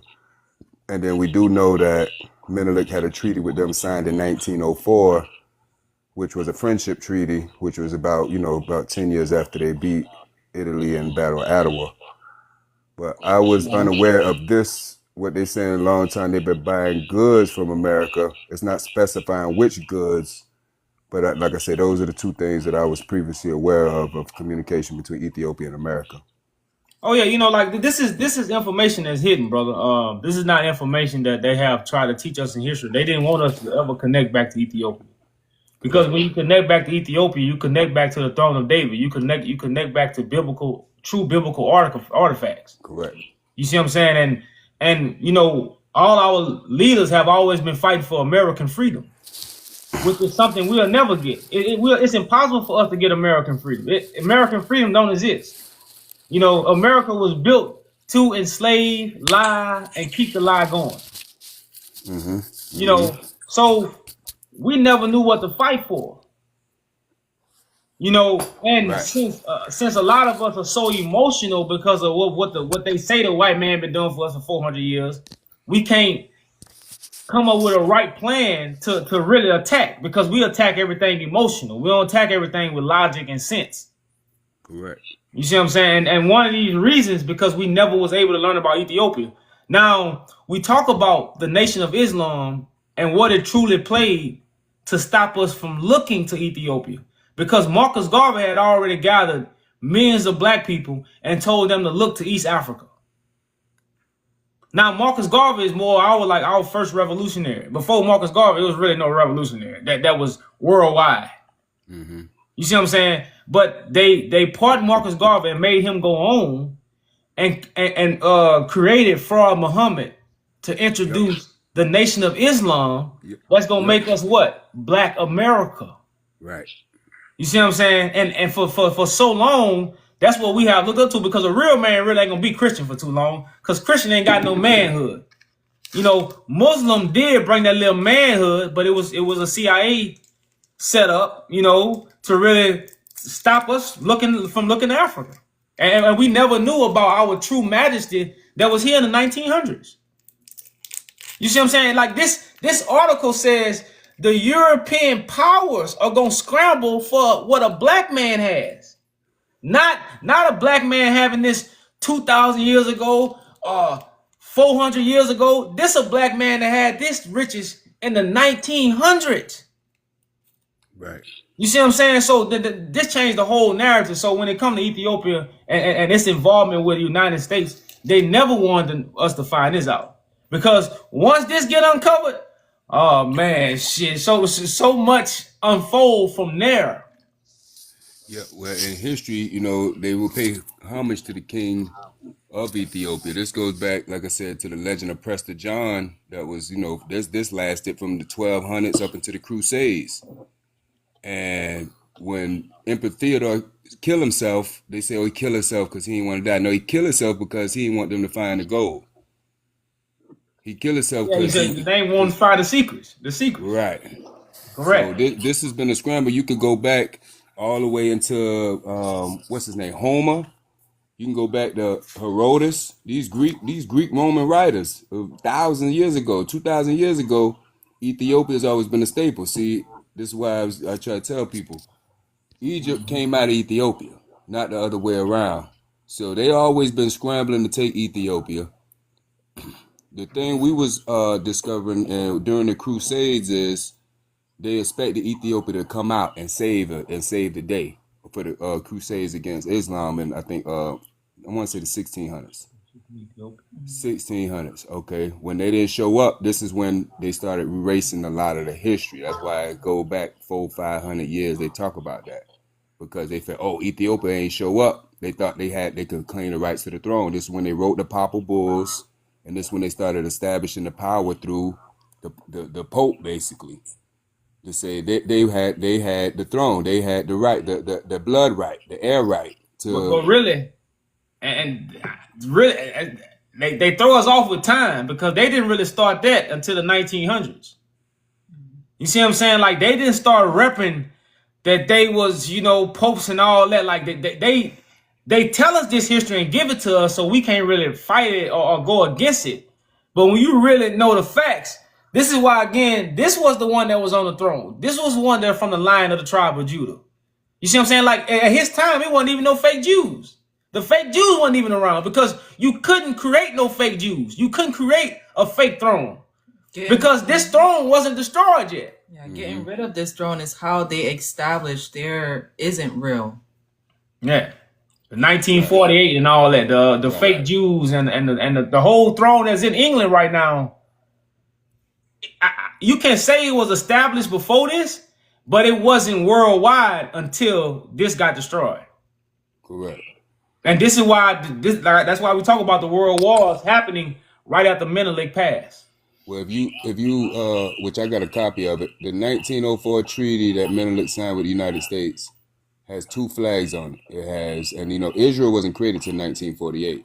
It has the 1904 treaty has the Ethiopian flag, and it has the flag that Israel now uses to claim Israel. Oh, that I ain't know that. Yeah, see, Oh, I got shit. it on my page. I got Send it me on my that. page as well. Yeah, I Oh, could it's send on it your to you. page? Yeah, I got a post on my page explaining that Okay. that aspect specifically.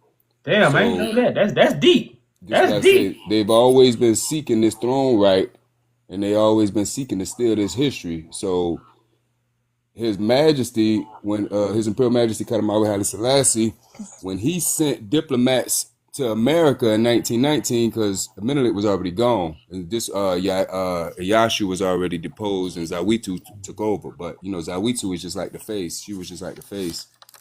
Rastafari was handling most of those aspects. Yeah, he was the foreign minister. Right.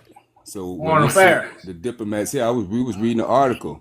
He came here to renew a treaty, but this when the article say that it was a secret mission.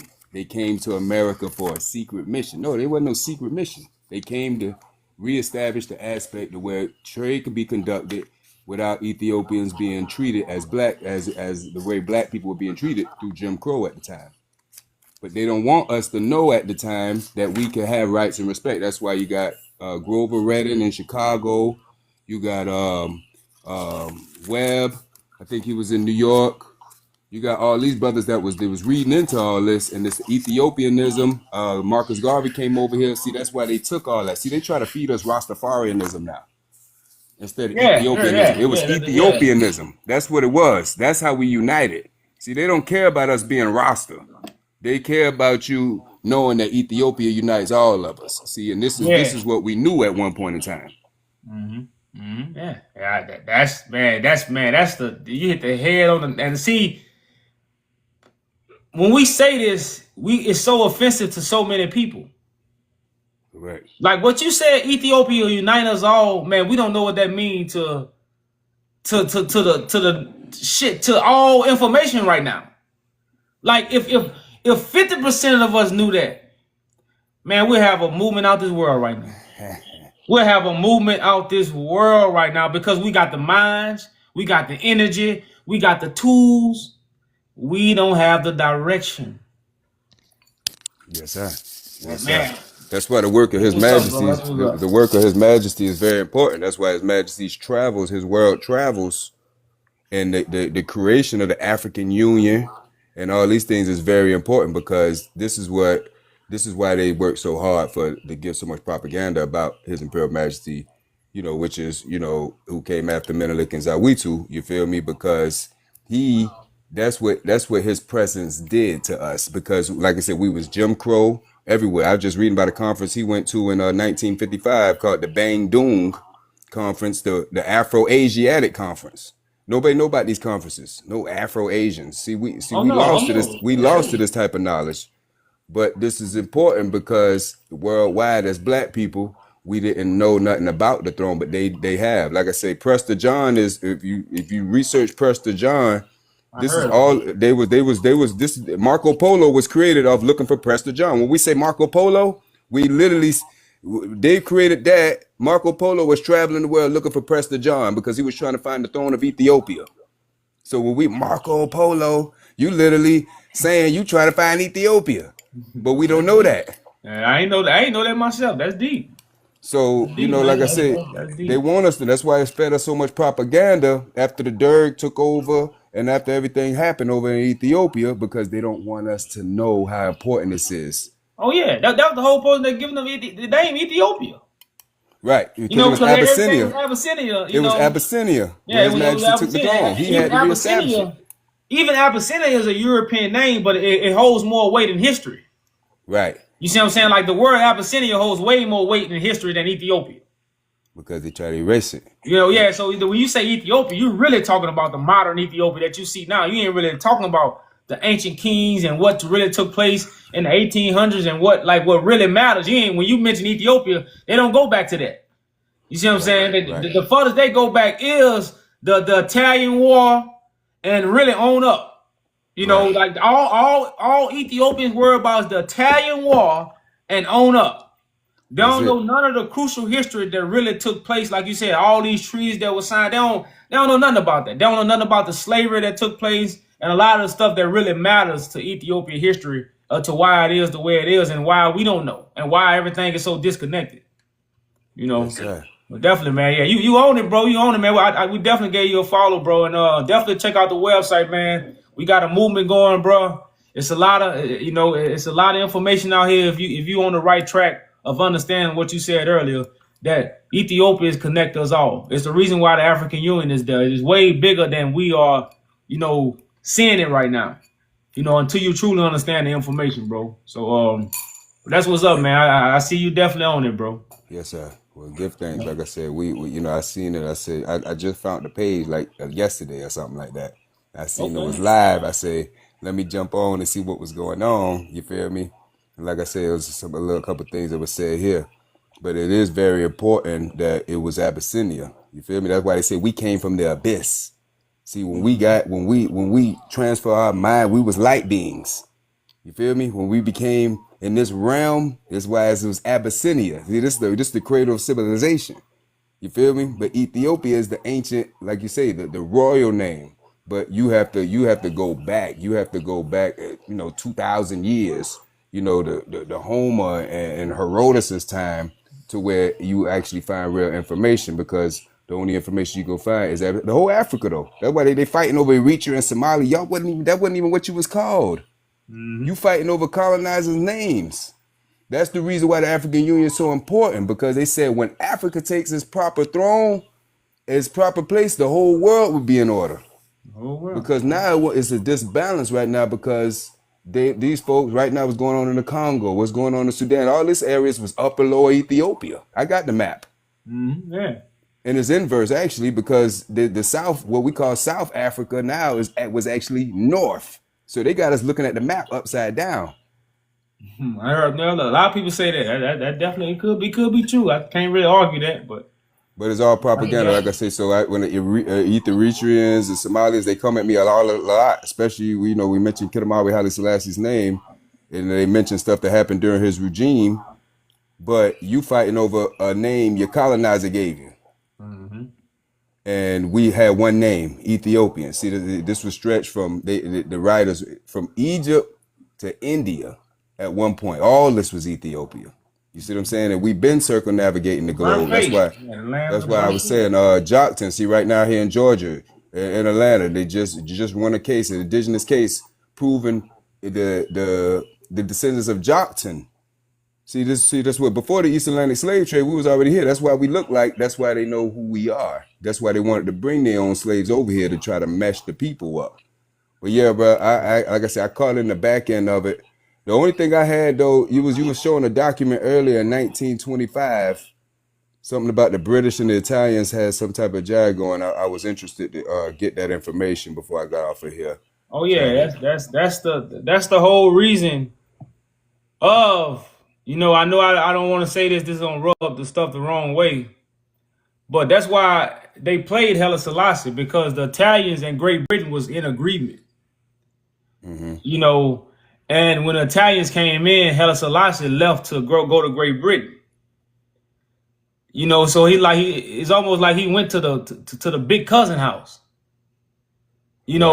So it's almost like, and see, this is what they kind of did with Menelik, but that's why Menelik kept putting it off, because he realized a lot of stuff that he was making, a lot of decisions he was making, he was dealing with people that was thinking way ahead of him. That wasn't stopping. You see what I'm saying? More. And that's why, he stopped even going to the convention that Italian was holding. That's why they went to war. But if you look at this document, this is to give Great Britain control. This is to give Great Britain control, and Great Britain was going to use Italy to establish all foreign affairs and economic interests. And see, they were trying to do this at Menelik time. It's called the Angola Italian Convention. You see what I'm saying? But Menelik didn't feel this, so he rejected this. But see, at the time that Haile Selassie got on the throne, this got established. I think Haile Selassie got on the throne in 1930. 1930, yeah. Yeah, 1930, and then they got invaded in 1935. Yeah. So All this is the time where they was playing a game that was way over a lot of the emperor's head. And that's why the Bible talk about the throne of David. A lot of these people didn't follow God, so God put a curse. You know, that's why the house of David was led to captivity and all these things. So I know when we say these things, people think we're taking a shot at Haile Selassie. Haile Selassie was only a man, just like any other man on the throne. So a lot of Rastafarians look at Haile Selassie as Jesus, like Christians look at Jesus. But, you know, if you really understand the true history, like these people was mere men. They didn't know everything. They wasn't, you know, they were special, but they still was mere men. So they can be tricked. They can be played. They can be violated. They can be hurt. Anything can happen to them. They mere men. So we just bring out the facts. Like, a lot of people do look up to Haile Selassie. You know, he got some good things he did. Mentally got some good things he did. But he also got some stuff that he really shouldn't have did. Whether he knew or whether he didn't know. Now his actions was pure. You know, he was doing it for righteousness. I can't take none of that from him, but at the same time, a lot of stuff had some flaws too now. But like you said about Menelik being chosen, see now, this was like you said, the living God. See, this is the testament of the Ethiopians. Right? Yeah, this is the original Christianity. Right. So, you know, when we look at that living sign, see, Menelik's wife almost knocked him off because Menelik was falling for the Europeans more than she was. See, Menelik's wife actually was the real one. Which see, one? Menelik, that's to me, she was the one that was with the Europeans more. Because before him, that's what she was impressed by. She was impressed by foreign things. Because when you're dealing with a lot of, in Africa, they weren't really into inventions like that. For somehow, I still don't know the story how Great Britain, and to me, because they dealt with the people in India. That's why they had these things, to me. But like I said, I don't really know the facts. But yeah, she was really into the fashion a lot. She was really into what what's her other name? nations provide. Tattoo or something with a T. Tattoo. Yeah, his wife. Tattoo. Yeah, that's her name. Yeah. She the one that figured out that when they signed the agreement, Menelik signed everything with Italy. It was supposed to be that Ethiopia would handle their own affairs. But it was written in Amharic or Ge'ez or whichever one they read it in. And then when his missionary that he had over there was hearing in the Italian news press that they had foreign missionaries in Ethiopia, he got the word out to Menelik, and Menelik figured out and questioned him about it. But he wasn't pushing the gas on it. And that's when his wife was like, hold up, like you letting these folks play with you. You feel me? Okay. This is a lot that kicked off the Battle of Adwa because Menelik started realizing once they were getting close to Addis Ababa that they were crossing the land that he saw. So he was okay. I heard about the paperwork, but now I'm seeing people in my land that they ain't supposed to be in. And then when he questioned them about it, they kept pushing it off. Hey, well, let me see the original documents. They kept pushing it off, and this when his wife was getting upset, almost thinking that he was a traitor. And then it put pressure on Menelik, and then put a lot of pressure on them. But like I said, this is a lot of the history that went on. But that same aspect of the living God, see, a lot of people don't recognize that when His Majesty was crowned in 1930, he was crowned on Moscow. This is a Christian holiday for the finding of Christ in Ethiopia. Why are you going to crown your king on that day? Because it represents something. When he was crowned Rastafari, he was crowned on Timkat, which is the day Christ got baptized in the Jordan River. See, this is all spiritual things that the Ethiopians see. This is a science. Christianity is not a science no more. But see, all these sciences originated in Ethiopia. That's why they say all religions came from Ethiopia, because we were connected to nature in the science aspect, and it wasn't. Now it's just doctrines. People think, oh, we praying to Christ and all this. And you hear about Christos, and people think it's all type of different energies and your Kundalini and all that. No, this is all the same thing. Yeah, it's really a divine purpose and a divine gift. Like whoever gets that divine gift is the one that that's why I call it the firstborn. So yeah, I definitely, like you said, the living God. That's what people don't understand. And that's why the Bible says, David will never lack a man to sit on the throne. Come on. Because God, that same power that God has to raise up anybody in the Bible, God got that same power today. Like I said, we just have to realize and be awakened to that. That's that Lazarus. That's that Lazarus slumber, where we so sleep. It's almost like we unalive. But again, when that divine spirit is in the earth, Lazarus is gonna be able to get up. You know, so that's what's up, bro. Yeah, I definitely feel where you coming from, man. And you know, it's a lot of you know, it's a lot of few things that we might not disagree with, but the Yeah, bigger that's picture, see, that's what we got to learn to the bigger drop. picture, we See, agree. white folks don't do that. White folks don't do that. See, every white man don't agree with Trump. But what they gonna do is they push each other. That's the reason why they have power. See, we always find ways to fall out over disagreements, and that's what we have to stop doing. Yeah, that's You what see what I'm saying? that's the whole thing about the order of Melchizedek. Because with Yes, order, sir. you can't. Yes, sir.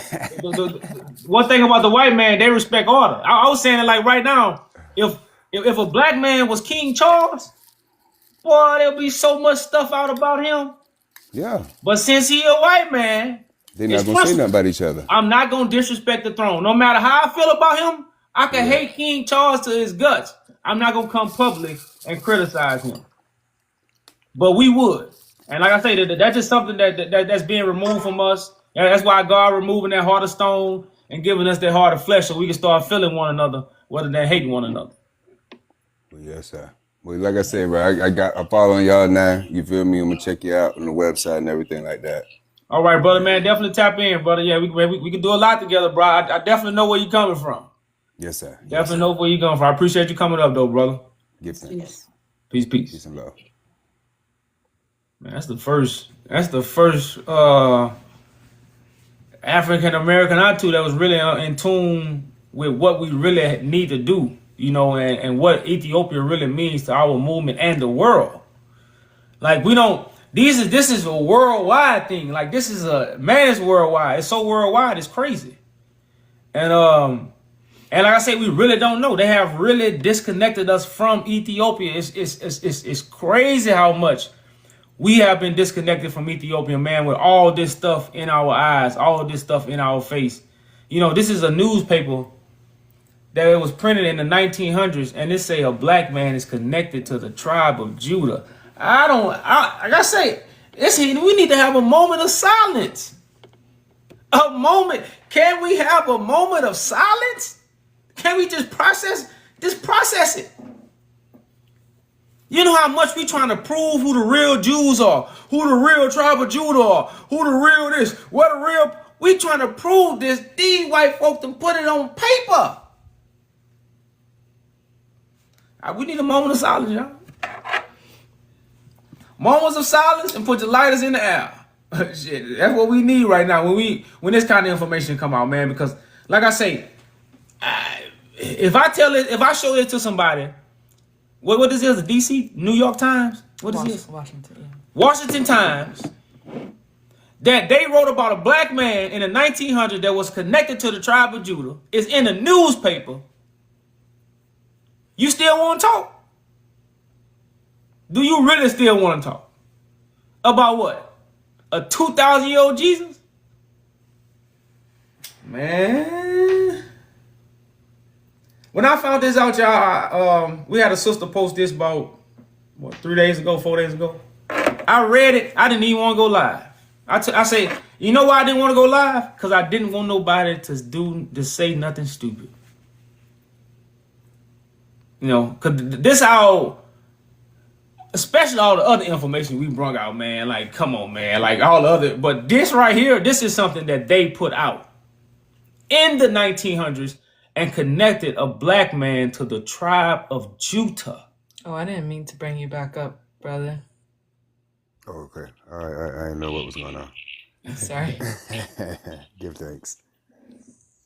You know, like to know this. To know this at this time, we got Israel. You got the Jewish community. You got them in New York. You got them down here in Atlanta. You know. You got them over there in Israel. But to literally let you know a black man is a Jew and it's on paper, y'all, we need a moment of silence, man. We need a moment of silence. We need a moment of silence, y'all. I'm serious when it comes to this kind of information, man, because, you know, this validates what the world has been trying to bring out. I know since I opened my eyes to the country community. You know, I heard we was the biblical people, you know, and it's facts. It is true. But what about the facts? Because Ethiopians don't consider themselves from the tribe of Judah. But how the hell can their king consider himself from the tribe of Judah? What sense that don't make sense? The whole thing don't make sense. It's like what? Your king consider himself from the tribe of Judah. Ethiopians, y'all biblical people? Hell no. We gotta go to Israel. What? Y'all gotta go to Israel?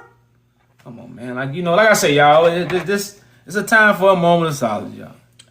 Johannes said you're trying to come. I sent you an invite, Johannes. Like I say, y'all don't know what this newspaper article it means. We don't know what this newspaper article means. I know what it means. We don't know what it means.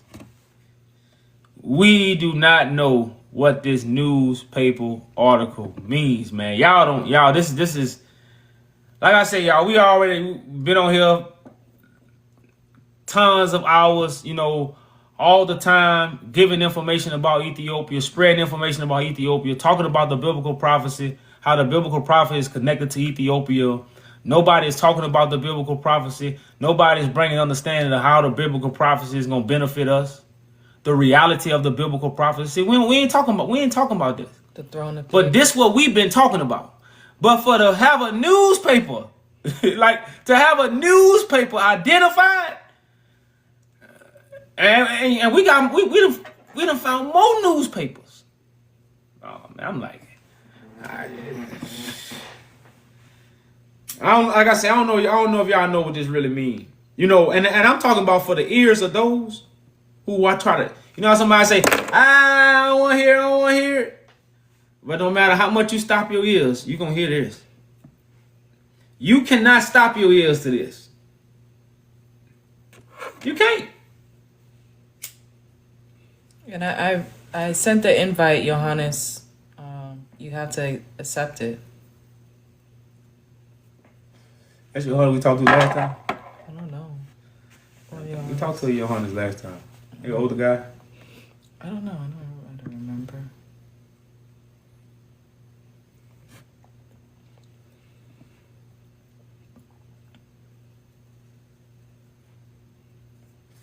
And y'all, we're going to start doing interviews with Ethiopians. I want Ethiopian historians.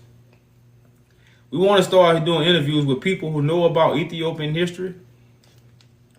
And true historians, because we're going to put something together, y'all, that's going to really help us out, man, and really, because we are fighting something that's going to help us. And it's sad to see a bunch of people who are in a condition where it's an emergency and they are fighting. You are fighting the hand that's feeding you. You biting it off. I like all people like that. That's people in a bear trap. If you go try to go get a cougar or even a bear out of a bear trap, that cougar gonna growl. That bear gonna growl. That bear gonna show his teeth. That bear gonna try to scratch you. That bear is gonna attack you when you trying to remove the trap. So we are literally trying to remove the information that trap us, the information that keep us enslaved, the information that keep us divided. We are trying to remove it from our people, and what they doing? Biting, kicking, and scratching us. And all we trying to do is remove the bear trap. So it's certain stuff, and that's why, man, we always trying to unify with our people, y'all. We don't come up here to spread information. We come up here to unify. We have a movement. If you are about a movement for our people, this is something you should attach yourself to. Because we don't bring out emotions. We don't bring out religion. We bring out facts, and we bring understanding. And again, what? This is fulfilling prophecy. Prophecy is actions. Prophecy is not a counsel. Prophecy is not a doctrine. Prophecy is something that's going to profit us when we do what we have to do. But key word, we have to do what we have to do. And this is what we have been doing. Gathering brothers and sisters, get them prepared to do. Strengthening them so they can stand in this spiritual battle that we are in. Because the people who have the truth, these are the only people that can stand up in this spiritual battle. I promise you. Because most people sit down. Most people take a seat when they come to the spiritual battle. That's why they start in organizations. What the saints gonna do? Judge the world. Because they could stand up and do those things. Some people stand up and wait on Christ. You might well sit down. Because you didn't stand up. You stood up to wait. That's not standing up. You know, you don't stand up to build a church to wait on Christ. You don't do that. God didn't tell us that. God say, wait on the Lord. The Lord is going to renew your strength. It's not going to be church. It's not going to be fringes. It's not going to be a book. It's not going to be a name. It's going to be the actual Lord. As they wrote the title, King of Kings, Lord of Lords. That gives the information, that gives the clarification so you can stand in this spiritual war that we are in. And if you don't understand the spiritual war, it's been done with the tongue. And we see so many people fighting with their tongue about stuff they know nothing about. You know, I'm trying to talk for time to get a brother to come up. I don't guess he's not coming up. Okay. It's probably too late where they at. And we, like I said, we're going to do this title and again, y'all. And I think, man, we're going to keep going over this letter. I think it's very important, y'all, to really look up this letter. Read it for yourself. Man, read it to your kids. Read it to the kids. Forget the grown-ups. They don't want to hear it. Give a damn with them. Leave them behind. Let the little black boys read this. Yeah, of course, black girls. I'm not, again, you know. But when it comes to, you know, it's inspiration, and that's why we talk about Zatu too. You know, let the little girls read about Zatu.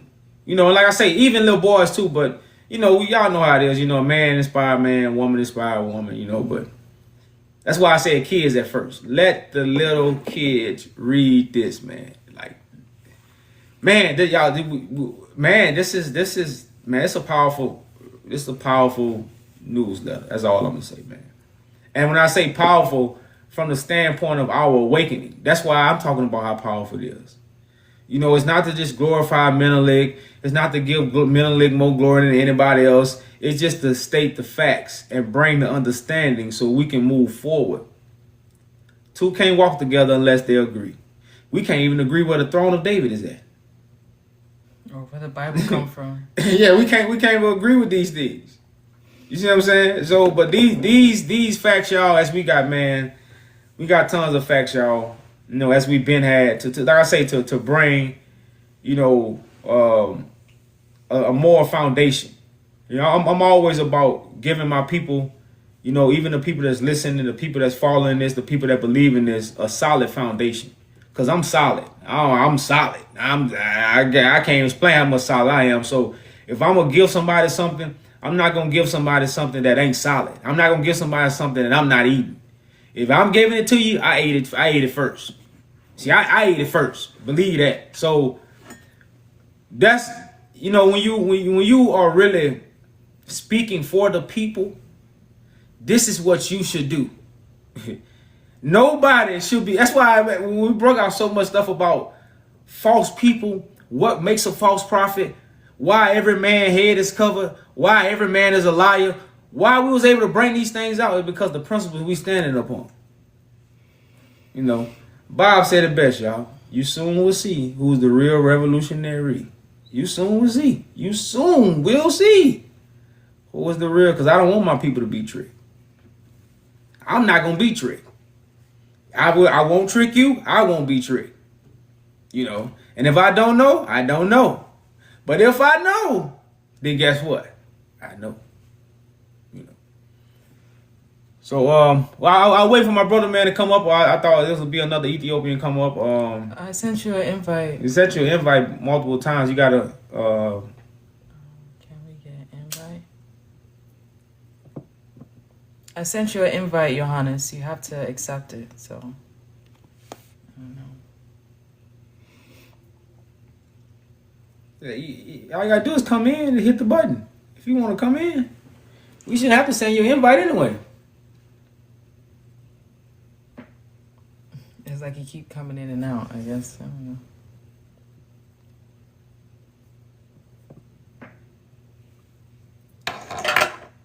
Well, y'all, man, go read this article, y'all. Go read this article. How There you we can go. tell them how to pull it up? How can they pull it up?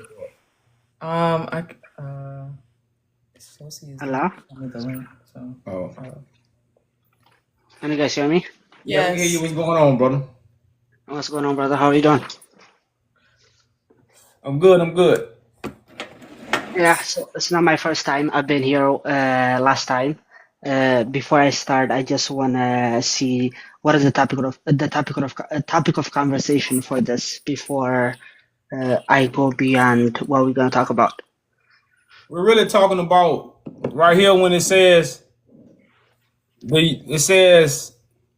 the Europeans representatives will likely be followed by a fierce scramble among the powers for his rich domain. So it's basically Okay. saying because Menelik, the person that was supposed to get the throne after Menelik was a 10-year-old child. Yes. So when the Europeans found that out, they was like, okay, well, he ain't got nobody to put on the throne. We can go now. But the thing is, Europeans were in Ethiopia, or at least in Ethiopian reach before Menelik. So when we talk about Emperor Theodore, or when we talk about Emperor Johannes before Menelik, they were in the border of Ethiopia or inside Ethiopia to some degree. So when we talk about Emperor Theodorus, they actually invaded Ethiopia in the 18th century, and the Emperor Theodore killed himself, as we know. And they left the country. No, And we during not. But we talking about how the European powers began to settle in Ethiopia. They was in Ethiopia, but they didn't really have no control. Okay, so let's start talking about settling then. First settling, Europeans start settling. I wouldn't say in East Africa, but in Ethiopia, in the reign of Emperor Johannes, which is the British. After they left, defeating Emperor Theodore, they gave their ammunition to Johannes. They established a base in Eritrea, which is the current day Eritrea in the Red Sea. So they had some kind of power to some degree in Ethiopia because Ethiopia couldn't trade internationally. Ethiopia didn't have water access at that time. And later, before Emperor Menelik came, the British transferred that control to Italians. So before Emperor Menelik came, Italians already has established a foundational colony in Eritrea, or the Hey, current brother, Eritrea. and you absolutely correct. But it wasn't Okay. it wasn't a centralized government that they wanted. They didn't establish the centralized government that they wanted.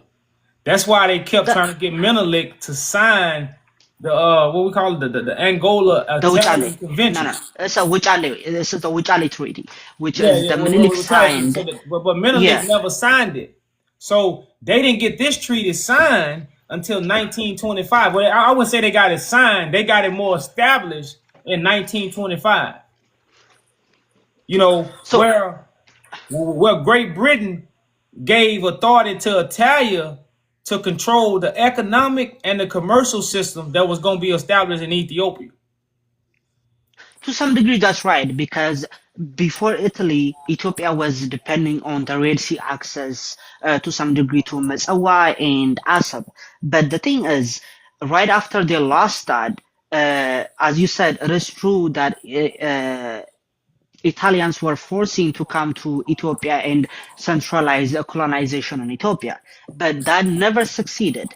And the claim that says Ethiopia is colonized uh, in literal army way, which is like an army of Europeans came and colonized Ethiopia, it doesn't make sense. But Ethiopia, you can say in the modern Ethiopia, Ethiopia is colonized in a like economic way or cultural way, or like this is like the wave of modernization. We can agree on that. But the only time Ethiopia was under occupation of anybody to some degree, anybody, not even Europeans, anybody, was the 5 years from 1935 to the time they left. The Italians. That was the only time the Ethiopia under like in one nation. You can define Ethiopia to any degree, but at that time, as a nation, Ethiopia was colonized or occupied. It's not even colonized. Occupied was in brother, 1935. brother. This is why I put this up here. If you do not control your foreign affairs and your economic interests, and see, this is why if Haile Selassie fled Ethiopia when the Italians invaded it, but the Italians is working for Great Britain, right? This is I fact. agree. Everybody know the Italians is This working is a on behalf fact. of Great Yes, Britain. it All is a right. fact. I agree. Okay, that's a fact. So if Haile Selassie went to Great Britain while Italian was invading Ethiopia, what does that mean to you? Here, okay. Why not? Like, what is the problem seeing Ethiopia as just No, no, no, regular no. Don't ask me a civilization? question. I was looking for an answer because I see you very intelligent in the history. So I would I'm love, not actually. I I'm would not love to get actually. an Like, answer from you because I want to know if Haile Selassie went to Great Britain, and Great Britain and Italy is the one that established this Angola Italian Convention, which is what to primarily responsible for Ethiopia's foreign affairs and economic interests. Who the Haile Selassie went to the enemy, right? yeah, okay. In this situation, yes. Okay. Oh, But let okay. me So give you. if he went to the enemy and came back, so the Italians, y'all didn't defeat the Italians. The British just called their cousin and say, "Hey, you can leave now. Your job is done." Here, but like, let me give you like a backstory, like 10 years before what you're talking about right now, like in Ethiopia. So when you talk about Europeans' influence in East Africa, especially, like at least like I feel like I can talk about Ethiopia. 10 years before what you're talking about is British was in Ethiopia to kill this king that like they have some kind of beef with, right? So if they are in Ethiopia to kill this king, they were supporting another kind of tribe, a potential king that's gonna be king of kings in Ethiopia later after the death of Emperor Theodosius, right? So the European world was always working with Ethiopian who was in power to some degree. So to support this, even in the reign of Emperor Menelik, the Russians was working to defeat Italians. There's actually documented video of like a military strategy to supporting Menelik to defeat Italians because the Russians were fighting Italians in Europe before, so they knew their fighting strategy. So they were coming and saying, "This is how you defeat them." And we have this like in Russian war documentaries in war archives. We have this in our oral history that we have, and we also have this as so we have something called like a writer that follows the king and writes the history of the king. And like during the reign of Menelik, there was a dedicated historian who writes the life of the king. And that is like what I'm talking about right now is written in that documentary and in Western documentary in Russian. He's trying to. Are you? He's just trying to talk about the history before Menelik and this. Yeah, so like here's my point. My point is you guys claim, oh, this is the enemy, this is an ally, Italian is the enemy, whatever. The thing is, Ethiopians was working with Europeans way before this. Ethiopian was working with Europeans in the 15th century with the Portuguese, later with the Romans, later with the Russians, Italians, and British, whatever. Somebody that is true. I can. This is well documented Ethiopian history. The first European interaction with Ethiopians is the Portuguese, where they was trying to introduce the Catholicism in Ethiopia, but Ethiopia was an Orthodox country. So this is well documented history. What I'm saying is, why are we picking some story to portray what we're talking about? If the point is portraying African unity, why just tell the whole story and let's find a common ground? Like what you're doing is, I appreciate this. I long for African unity. But brother, the common ground should be that Ethiopia has been invaded and colonized by other nations, and that Who? those nations are still being used in Ethiopia till this day. They're By still who? influenced. By who? What do you That's what mean? I'm asking. No, By who? but the whole thing is the throne of David is in Ethiopia. Menelik was on the throne of David. Can we understand a claim and a Hold proclaim up, no, in this no, no, scenario? no, brother. It's no other king in history that proclaimed they was on the throne of David. I Texas agree. did, Johannes did, Menelik did, Haile Selassie did. It's no other country that has 78 kings kings. before this people claim the trace of But Solomon. We agree. I'm not fighting that. I'm not okay, so fighting that's what I'm that. saying. So, but it's, That's the but agreement. that's the if the throne of David is in Ethiopia, then the Bible prophecy, which we can prove, is about restoring the throne of David. That's the Bible prophecy that everybody that has the Bible simply don't understand. But if we simply understand that the Bible prophecy is about restoring the throne of David, then we can find out where's the throne of David. It's not in Israel. We can prove that. Now, Well, but here, like I'm a Christian, from a Christian perspective, the purpose of the Bible is not to restore the throne of David. I can tell you this. As a Christian, if you have another belief, we can disagree on this and Well, clearly we can no, show discuss it it. to you in the Bible. no, that's what I'm saying. This is not a belief. This in the Bible. The throne of David is forever.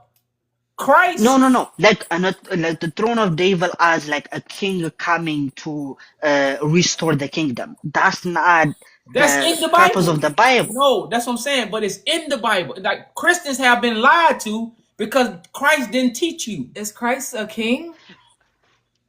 He's not. He's Christ the is a King of God. Kings. Christ is he's Christ is a the God. God. Like here, we can disagree on this. If you say Christ is a king, I'm not fighting you. You can like as a No, Christian, I it's not believe. about fighting. It's about having a conversation because in the Bible, Okay, Christ is the King. he's not right. Like at least the fully formatted Bible that you talk about that exists in Ethiopia, that you claimed earlier, the oldest Bible exists in Ethiopia. That Bible doesn't say that. I can tell you this. Like that Bible came after the New Testament. That Bible came to Ethiopia after Jesus Christ, which is that claims there is a Son, a God, and a Holy Spirit. That is the So, purpose of brother, that Bible in Ethiopia. we finna keep it simple. Was David Okay, a king? he was. Is Christ the seed of David? He was a descendant of David. He was Christ, he like he Christ is the seed of David according to the Bible, right? descendant wise, yes, Okay, so but Christ is a king like his father. That's why Haile Selassie say David will defeat Goliath in the 20th century. So Bible prophecy is about Christ being raised up and defeating the giant of lies. That's what Goliath represents, the lies that everybody is scared to approach. You see what I'm saying? So it's prophecies in the Old Testament that prophesies that God gonna raise up someone from David and he will reign on earth. That's why they call them the conquering lion. What is Christ called? The conquering lion. So what do Christ come to do? Christ comes to conquer. But he don't conquer in the sky. He conquer in the earth as a king, as a that's king. okay. So here, let me ask a couple of questions to understand this. Do you think Jesus actually existed, like as a human being, that they talk about it like 2,000 years ago? No. We believe the Christ story is a prophecy. So Christ will come in the future? Yes. It said in the Bible, he gonna come in the last days. So like that seems close to like the Jewish religion. Like, do you claim as yourself as a No, Jewish I person? don't have I don't have a religion. All we have is God and truth. The Okay, Jewish so if that is the case, is there things you disagree with the Jewish religion that makes you different from the Jewish religion? Yeah. What is it? They Which not is Jews. They not Jews. The land not okay. So Israel. First of So all, you agree, The Jewish do believe that Christ came 2,000 years ago. Every religion believes that Christ came 2,000 years ago. as I do, like as Exactly. a Christian, yeah. Okay, But we don't. like the We way, are the only ones that can prove that Christ has never came 2,000 years ago.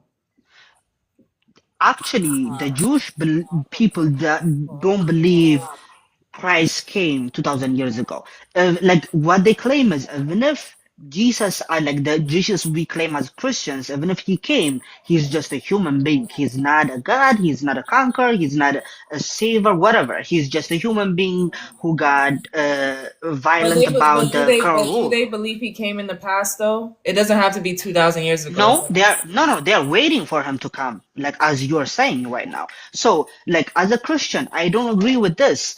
But what I'm saying is, you guys are claiming this, like your foundation of like the savior will come in the future, but at the same time you're claiming the history of the Bible in Ethiopia makes sense. But even the founders of like this religion, this ideology, this philosophy, this civilization in Ethiopia, they believe this is Jesus Christ that came 2000 years ago, and he's the savior of the world. And he's not even a conqueror; he's a brother, savior. He's conquering the brother, world through love, brother, brother, through salvation. brother. Let me tell you how that's a lie. If Menelik believed in Jesus, he wouldn't have fought the Italians. He would have got on his knees and say Jesus is gonna save him from the Italians. But he didn't But do that. So but right the thing now, is, Christian, hold on, brother. Christians don't fight. When have you ever seen a Christian warrior? I haven't seen uh, one.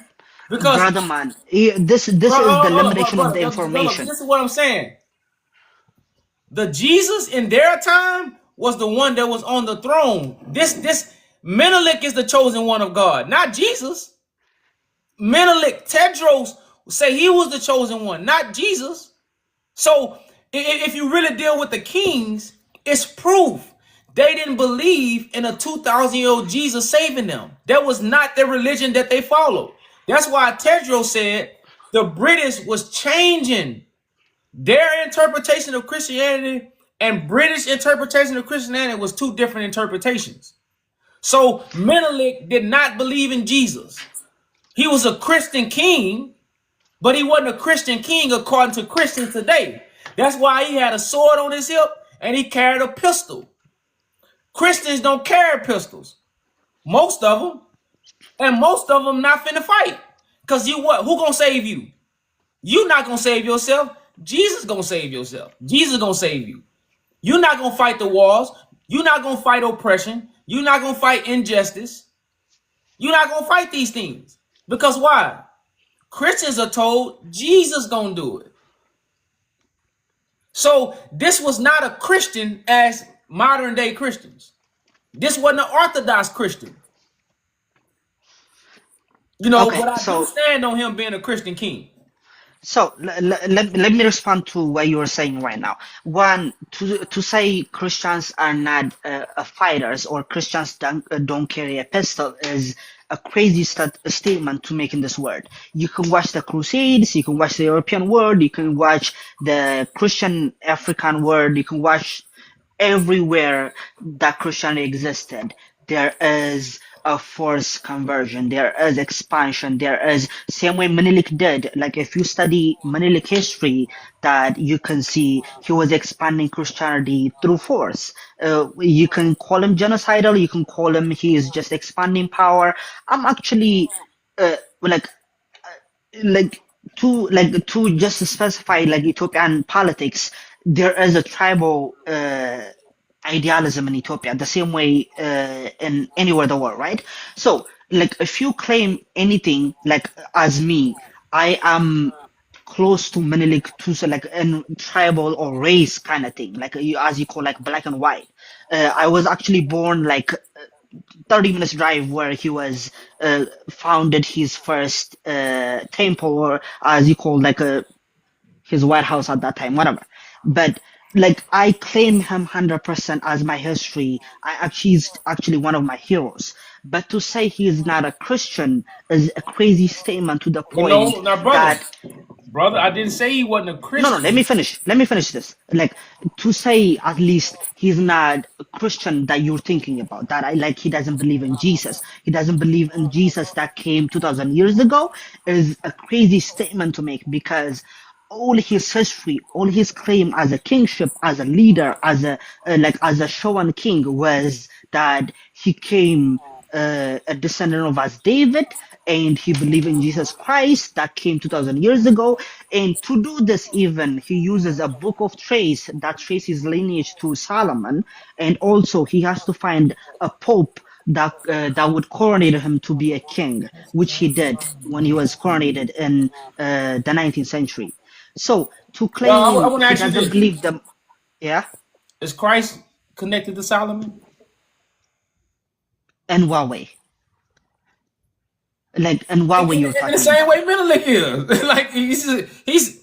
I want to ask you this: is but Solomon the son of David? Is Solomon the son of David? yes, like Is here, Christ the son yes, of David? he's not.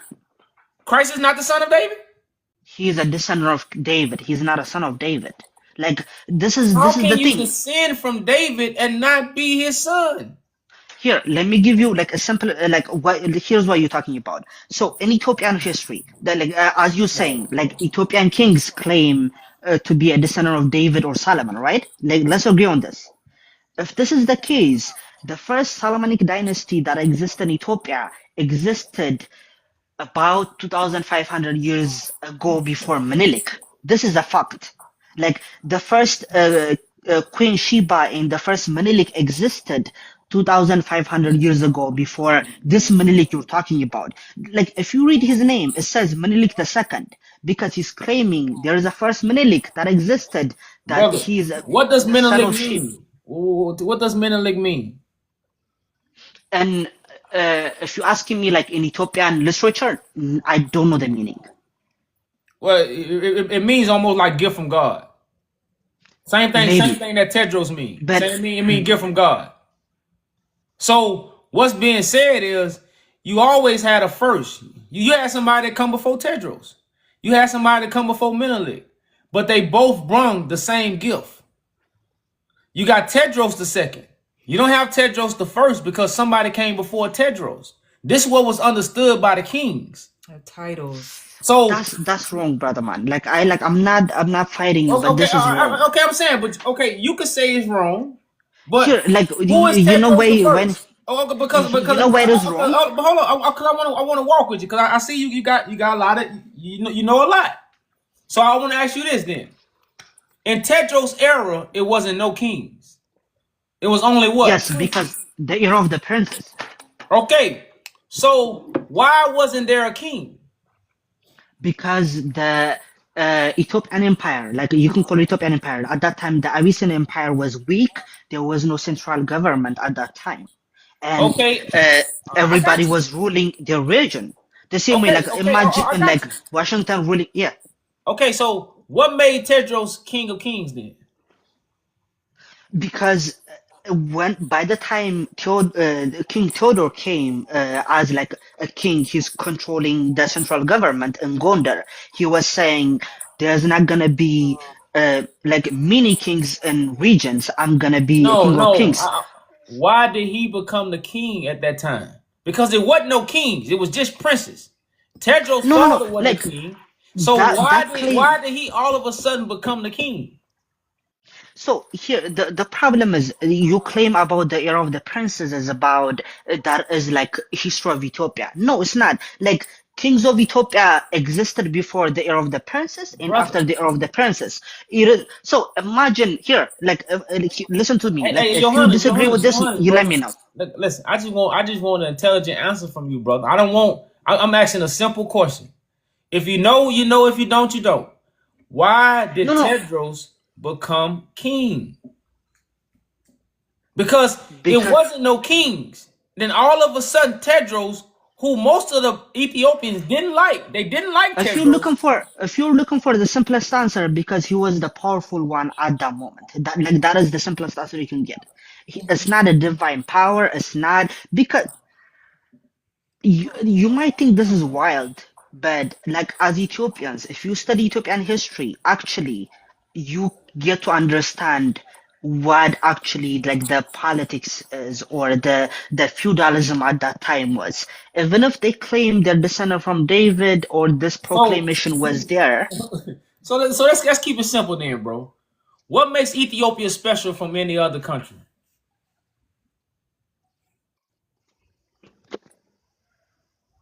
Hello? Yeah, what makes Ethiopia special from any other country? In a modern world, it was never colonized like No, that. no, no. It Brother, captured its own history for the brother. longest time. Ethiopia was special before the 1900s. So that ain't Oh, what make Ethiopia special today. Let's kill that narrative. It's not has nothing to do with Ethiopia being colonized that makes Ethiopia special because in the 1900s the Europeans was gonna scramble for a rich domain. So if the kings don't make Ethiopia great, then what makes Ethiopia great in ancient times before people found out Ethiopia wasn't colonized? okay. Like if you want to go ancient times, we can talk about like the Aksum, the Zagwe, whatever. So like that makes Ethiopian or Ethiopian civilization, even if that it wasn't called Ethiopian at that time, what makes Ethiopian civilization great was they were one of the dominant power during the Roman Empire. That includes the Persians, the Egyptians, the Ethiopians, and the Romans. They were trading with Indians, everybody. So they were one of the main participants in the international trade during the Red Sea or the Silk Road trade time. So one of the things that also makes Ethiopian recognizable is their early exception to Christianity, which is they have their own writing system. They built their own Bible using their own writing system, and they had a predating religion and cultural history that wasn't influenced by anybody, not Egyptians, not anybody. Even if the Egyptian paradigm predates Ethiopians built their own thing on their own, and at So that time basically, of what I hear you saying, Ethiopia is the original of the writings of the Bible, right? Because who you talks saying about you the get it from Bible? what I'm Bible? talking about the Ethiopian people. I didn't talk about the Bible. I'm talking about the Ethiopian civilization. Like what is like when you talk about white people, you don't mention the Bible to mention their greatness. Like why is it difficult to mention the Ethiopian achievement as its own Because without the Bible? okay. So in the Bible, who was the great warriors? Well, Samson was a great what? He was a great warrior. He was a great warrior. So is Ethiopia known for great warriors? Was Tedros a great warrior? He was. But Okay, so here, so in the Bible, if biblical men was given status because of their great warrior, and Ethiopia is given status for their great warriors and their great trade and their great fancy thing, because that's what God did to the civilization in the Bible. He blessed them with stuff to give to nations. So if I'm hearing what you're saying, this is biblical because the Bible is also connected to history. The Bible is just it not is. the Bible is just not a book for you to get on your knees and praise God. It talks about the history of people. And these people was considered great warriors. And for you to tell me Ethiopia is known for its great warriors and all the things it had for trade, I'm hearing the biblical history. So you're saying the greatness of Ethiopia is based on the Bible. Without the Bible, Ethiopia wouldn't have No, anything the Bible is just the story as of I'm just showing you how the same story that you are telling me is in the Bible. That's all. I'm not without the Bible, the story still remains. You don't need the pretty much. Bible No, to it's have not. Like Ethiopia has 1,500 years of history before the Bible, before Christianity, before the Old Brother, Testament. it don't. This is what I'm Listen saying. again. The story still remains. The Bible don't make the story. The what happens make the Bible. The things that happen made the Bible. The Bible didn't make nothing happen. So I'm not tripping on the Bible. What's baffled me is how Ethiopians deny that they are the biblical people when their kings proclaim to be the biblical people. That baffles me. So Wouldn't that baffle you? If a king It who doesn't. Ethiopians look Like up if you are to. Ethiopian, it doesn't. That's what I'm saying. Because you get to experience like a home version of a story, which is not just written by Europeans, by anybody else outside that like overviews that culture. Brother, You you get to actually experience what happens So, inside. brother, what throne was Menelik and Selassie on? I'm not fighting you on that. He was on the line of Judah. He was claiming the descendant of David and Solomon. I'm not fighting that. So how But the can thing is, wait, but you're telling us that we're giving them these titles when they are themselves are holding but these no, titles. no, no. Like, forget the history. Forget, like, I'm not saying forget literally, but like, move out this history we're talking about. As any logical person, think about this: that a king who's claiming to be a descendant of David at the 18th century, right? Like this, like you can use your own mind to judge this. If you disagree So with you this, it's don't okay. believe that, right? You don't believe that. Lineagely, it doesn't make sense. You can proclaim a kingship the same way the Holy Roman Empire claimed the Roman Empire after 700 years, the same way Egypt claimed the old Egypt after so many centuries, so many millennia. So what the Solomonic dynasty were doing was, it was more of a proclaim saying we are a show me descendant of another king these. that proclaimed it. Then show me another king that proclaimed it. Nobody is there. I'm Okay, giving you you know that why? claim. You know why nobody has ever proclaimed it? Do you Why? really want to know why nobody has ever proclaimed it? You want to know why? Go ahead, You really yeah. want to know why? I'm here to have a conversation. Go ahead. Because they are not the original ones to proclaim it.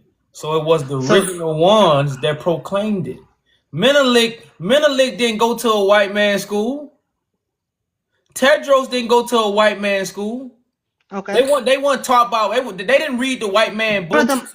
brother man, your claim says black people has to be taught in a white school to learn about this history. Like Ethiopians or black people in general, like whether Nubians or ancient Egypt or Ethiopians know about history without Europeans. European came after the medieval century, which is after Ethiopia was distracted, Nubia was distracted, Egypt was falling at that time. Brother, I'm So, not. like to That's what I'm say, saying. That's what make his claim more valid. That's why nobody else has claimed it.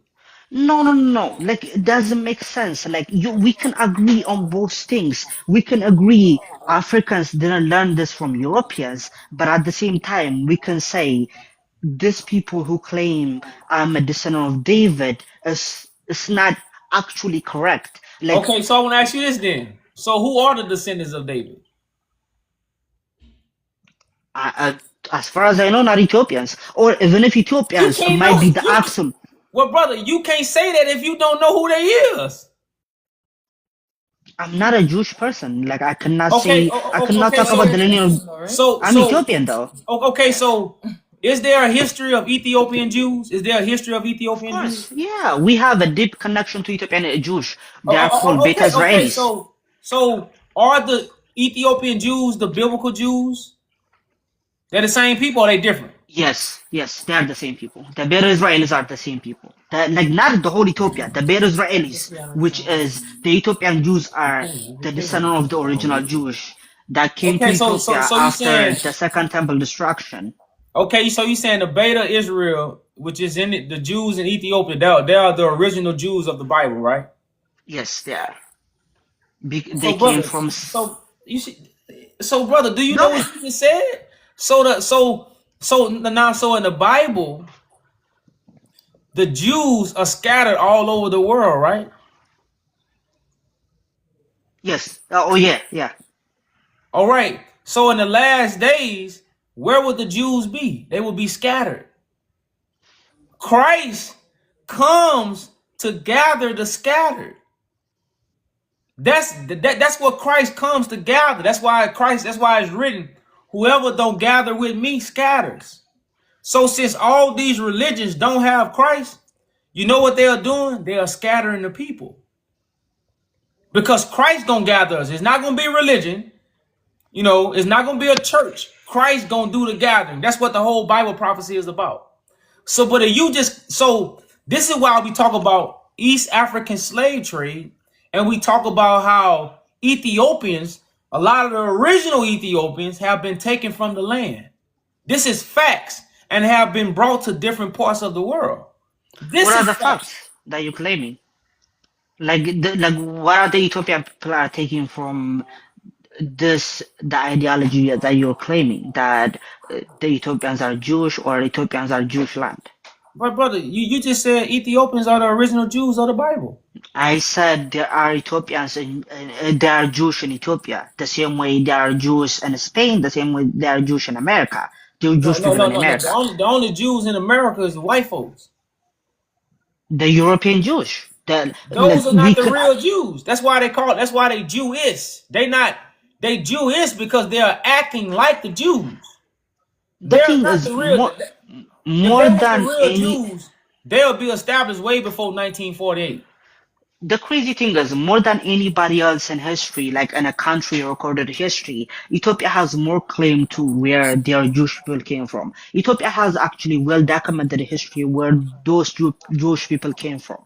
Like even if they are like in original You're gonna foundation of say some European. like You're gonna no have no to no no say like, no, I'm not saying they came from the European land, but what I'm saying is if you go actually deep in Ethiopian history, you can actually study where these people come from.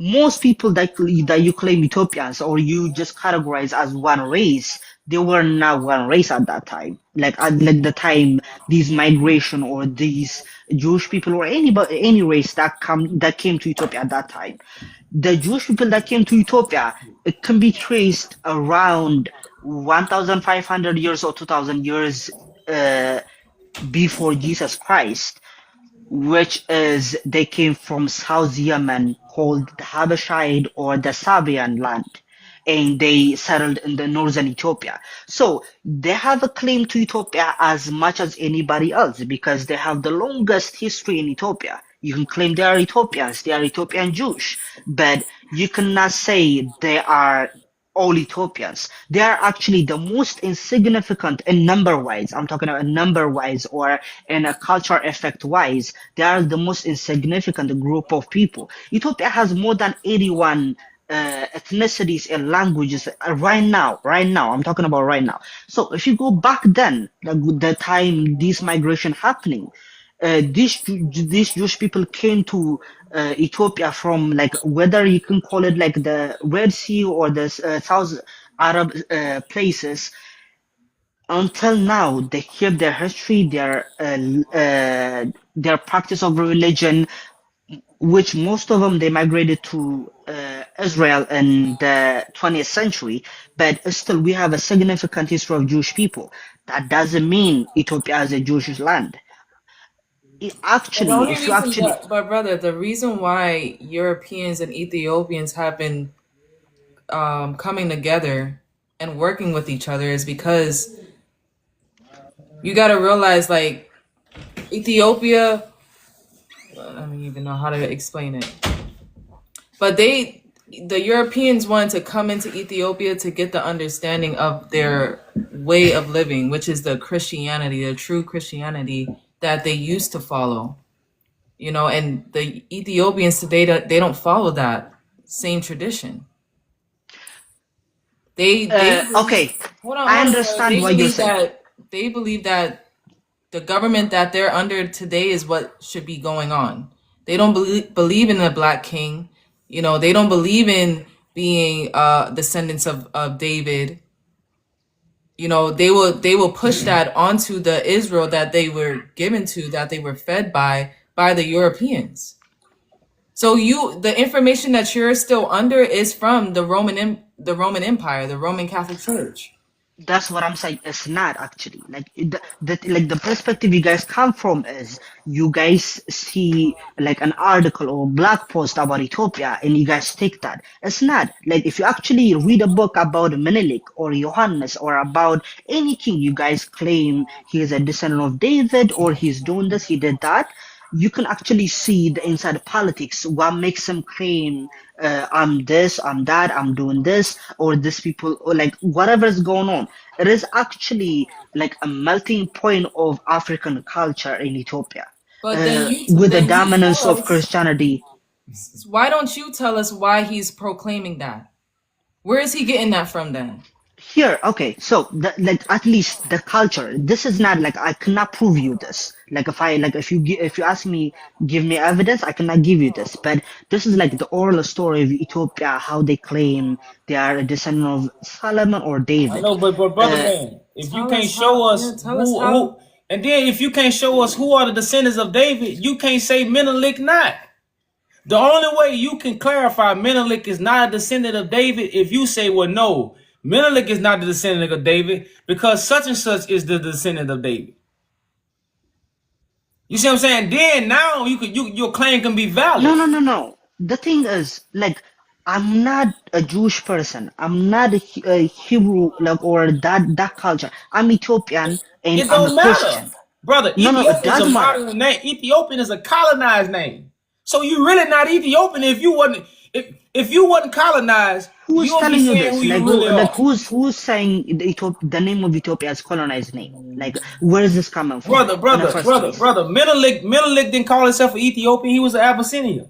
He ain't really No, call himself an Abyssinian. this is a lie, brother man. Like the thing is, like the empire is called Abyssinian Empire. The people called Ethiopians. Like here, I can give you the origin of the name. Actually, even if Ethiopians didn't call themselves Ethiopians, the origin of the name came in the ancient Aksum Empire, which is the Romans used to address the Aksumite kings, saying these are black skin, and like in a Latin and Greek language, what is like what is They use saying the word black Ethiopian. skin or dark Ethiopian is skin. the Greek. Ethiopia is the Greek language for black. Greek, exactly. Okay, When did it come? When did we acquire this they name? never Menelik didn't call himself an Ethiopian.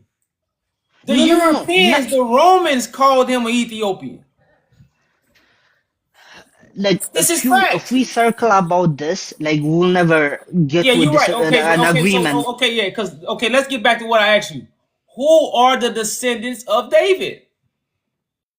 In regard to what? Like as if like who was Brother, the next king?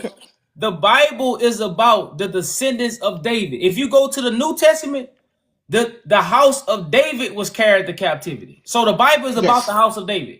So Yes. who are the descendants of David? Because Our that's who God's church, gonna bless. in like our tradition in our church to some degree claims the kings of Ethiopia are the descendant of David. But at the same time, Hold on. I just want to make sure I heard you say the churches in Ethiopia proclaim that Ethiopians are the descendants of David. That what you said? is that what? I'm sorry. The churches in Ethiopia proclaim that Ethiopians are the descendants of David? No. The church history and our tradition claims we the kings of Ethiopia during like all this time were the descendant of David. It claims that. Like we have books that actually traces the kings from Solomon to Haile Selassie. Okay. Like we have each But we ain't king. worrying about that. We want to know who are the descendants. I don't know. You don't know. Like I can tell you No, this. I You don't know. know. I don't know. No. I know. No, you have assumption that like No. here like let's do this. Tell me who was the descendant and tell me how you know this.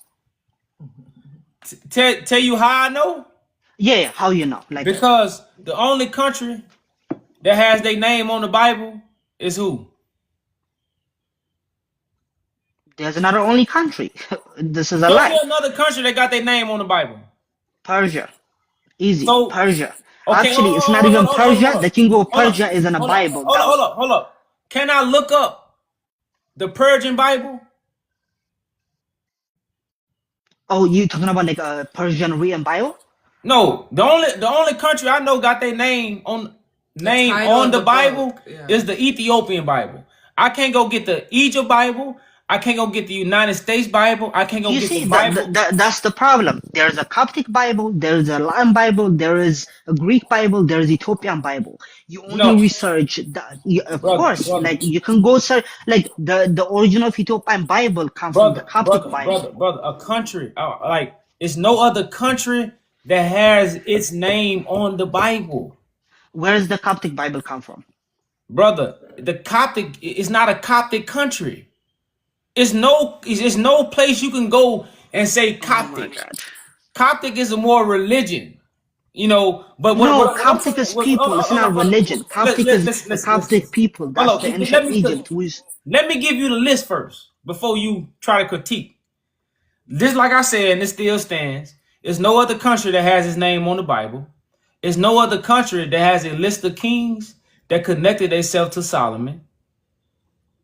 It's no other country that has a lot of the natural resources that we love in the world, like coffee. Where coffee come from? Ethiopia. Where cotton okay? come from? What fed America? What one of the things that fed America? Ethiopia. You know, when you talk about Great Britain mimicking a throne, the crown that run the world right now is mimicking the same coordination as Ethiopia. That's a lie, brother. So if I was a nation and I wanted to copy God's majesty, I would copy what David did. I would copy what David's descendants would do. Because these are the people that hold the Ark of the Covenant. This is another reason why they say Ethiopia has the Ark of the Covenant. This is why these things are said. So I can go on and keep saying why the biblical people are the scattered Ethiopians, as majority of Ethiopians were scattered. This is what they was doing, starving out, you know, getting rid of people for many years in Ethiopia.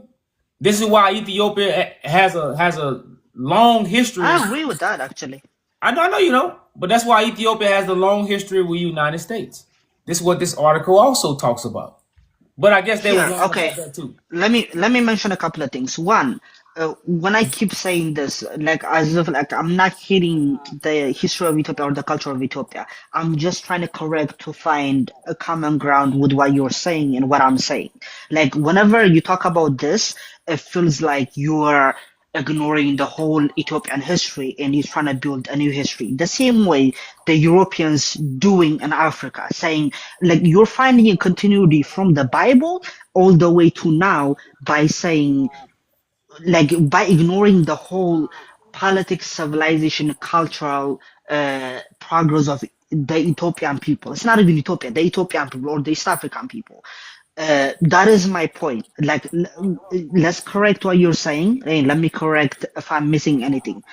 The second thing is in Ethiopia, there is not one long-term relationship with, like, especially in trade with America. There is not, like, I remember the last speaker talking about with Abraham Lincoln and Menelik. There is not one official agreement that America or Ethiopia signed with America to do any kind of trade. What?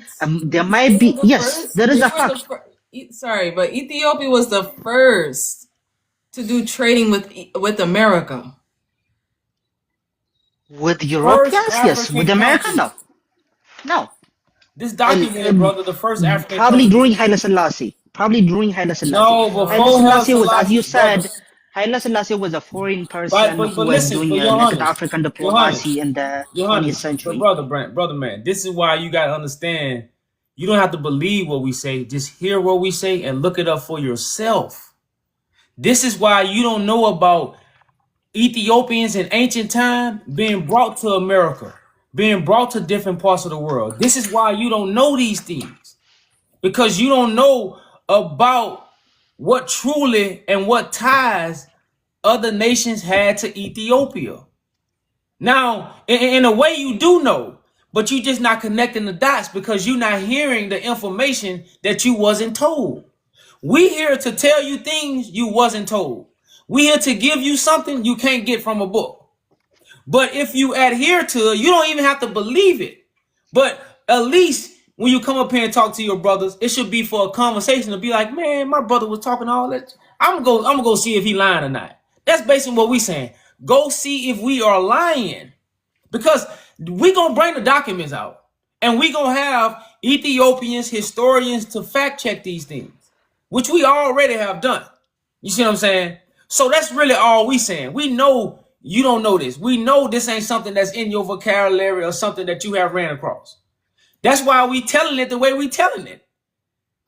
But if you go fact check these things, a United States and Ethiopia has a history before Menelik, before shit, probably before Tedros.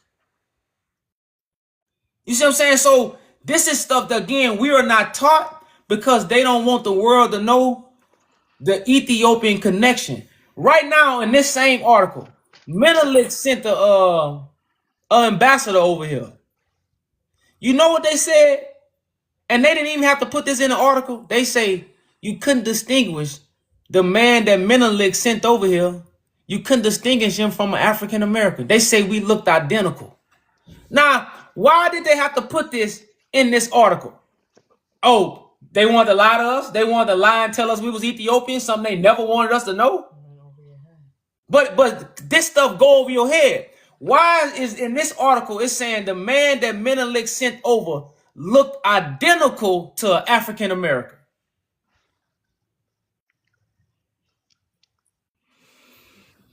You want to know why? Because the African Americans that's over here, majority of them come from Ethiopia.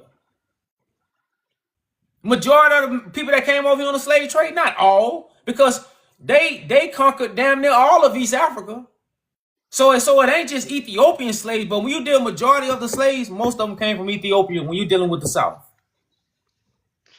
The thing is, like, I'm not fighting this fact. What I'm saying is, like, beside this poster you have behind your back, what is that to support this evidence? Like this story you're talking about is not mentioned in the world history, in Ethiopian history, in African history, or that you claim in a Bible. Like the history only exists in this poster you have behind your back. Like, this is the fact.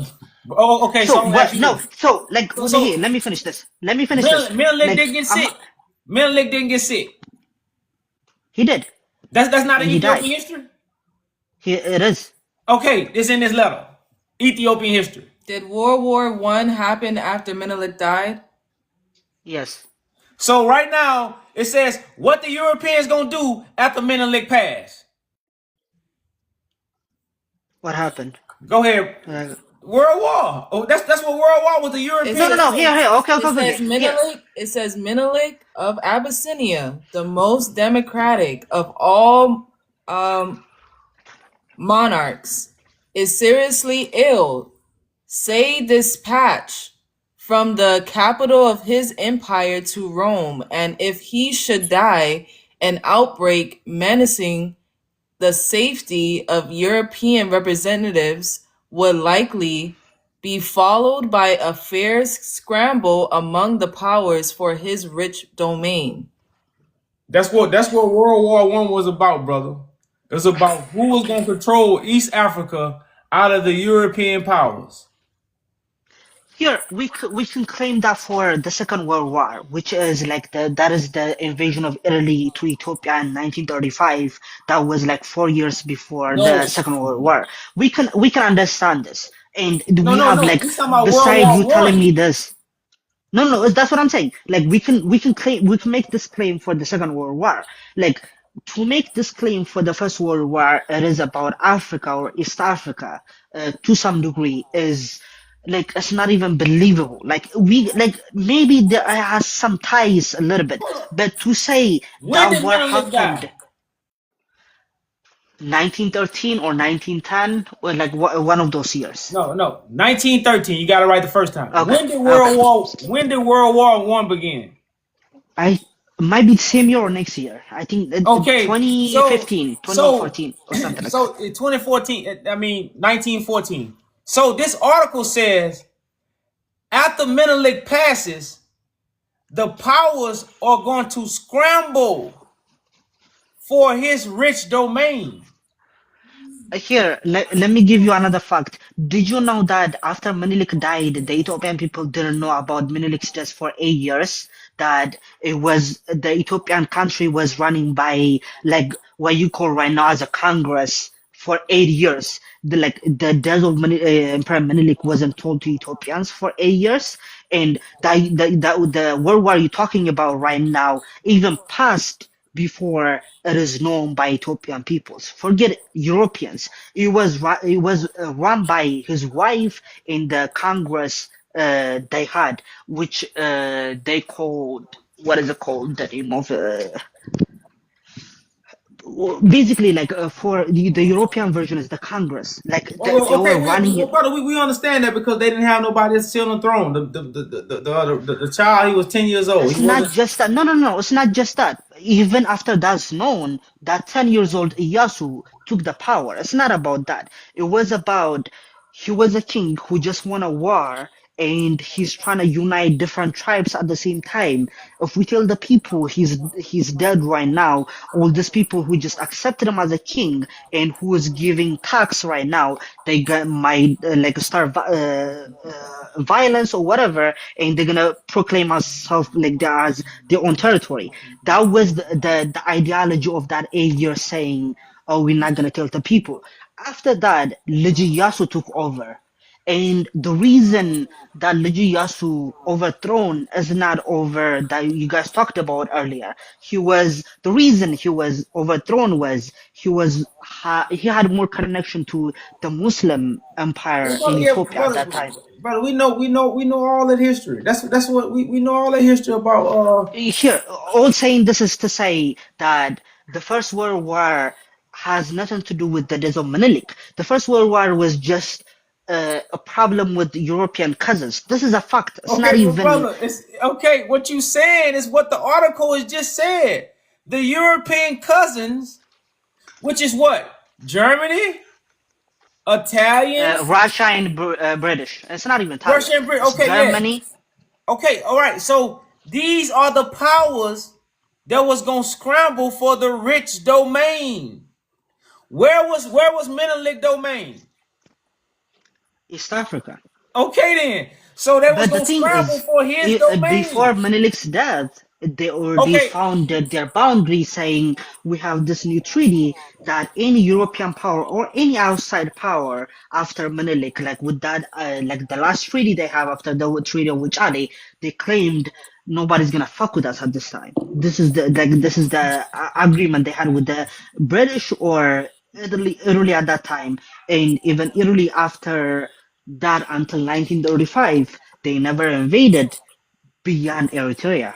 That is the agreement they had. I'm not saying European are nice or Ethiopian were doing good, but the agreement at that time was with that. Like it has nothing to do with the First World War. The First World War was just European menace, which actually founded the liberation of Africans okay, in Africa. Like brother, man. actually, This is how we merge everything, bro. A lot of Ethiopians say that the kings did evil things on the throne. Wouldn't you agree? I do. They The had Bible. slavery. Oh, okay. Now, guess what? The Bible says the same thing. The Bible says the man that sat on King David's throne did evil in the eyes of God. So we don't bring up this stuff to bring true glory to it. We bring it up to help people recognize the true biblical story happened right before a lot of people's eyes. But remember how Christ come heal the blind? A lot of us are blind to these things until we got to hear the word of God. When we hear the word of God, it's going to heal our eyes and we're going to see.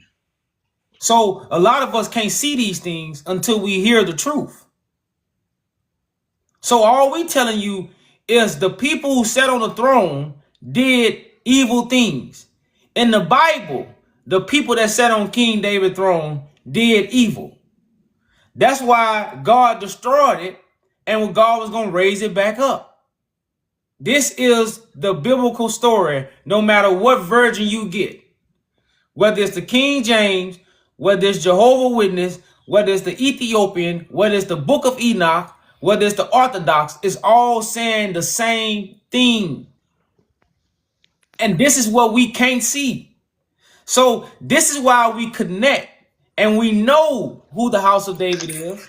We know who the descendants of David is.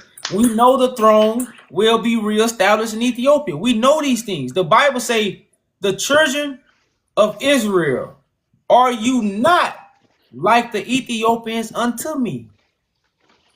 So you're claiming all Ethiopians are Jewish people? Is that the claim? Now, Jews are those who think on a different level.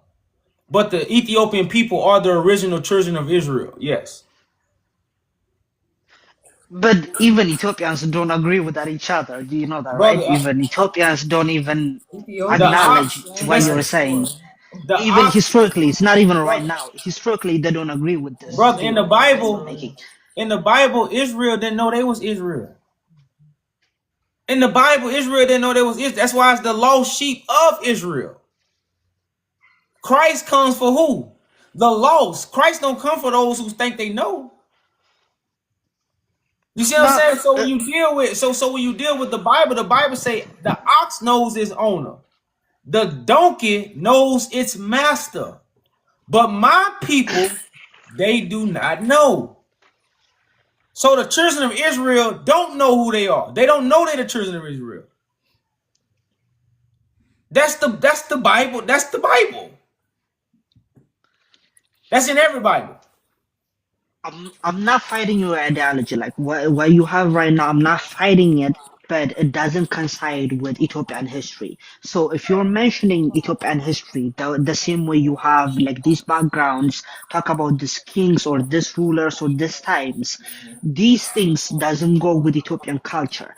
Uh, Is Christ I don't agree with Ethiopian culture? Because Christ turned over tables, right? hello. I say Christ turns over tables, right? Okay. Oh, yeah, you're talking about like the Bible story that he flipped Yeah, the the Bible table. story Okay, okay, that Christ turned over okay. tables. So if Christ is walking the earth, would the truth coincide with Ethiopian history? Because if the Oh, kings did evil, definitely not. No, no, no. I'm not saying that. I'm not saying that. Definitely not. If okay, Jesus comes, so this is what we want you to know, Johannes. Christ is walking the earth. And this information is coming from Christ. let's agree So to disagree. I'm not fighting that. What I'm saying is, again, what I'm saying is, I'm not saying Ethiopia is right and you're wrong, or you're wrong, Ethiopia is right. What I'm saying is, if you're running this ideology coinciding with Ethiopian history, the same way you're doing with the like Lion of Judah, this history, Haile Selassie, Theodore, or Menelik, it should be with the correct history of those kings. Like, what did they do? Did they actually do this thing? Like, claiming they traded with these people, they did this decree, or they lost, they won. If that is the ideology we're running to find the children of Israel, it should be, if we name anybody, it should be in accordance to the history of those people. That's what I'm saying. I'm not saying uh, you're wrong, Ethiopia's right, or Ethiopia's wrong, you're right. I'm not claiming that.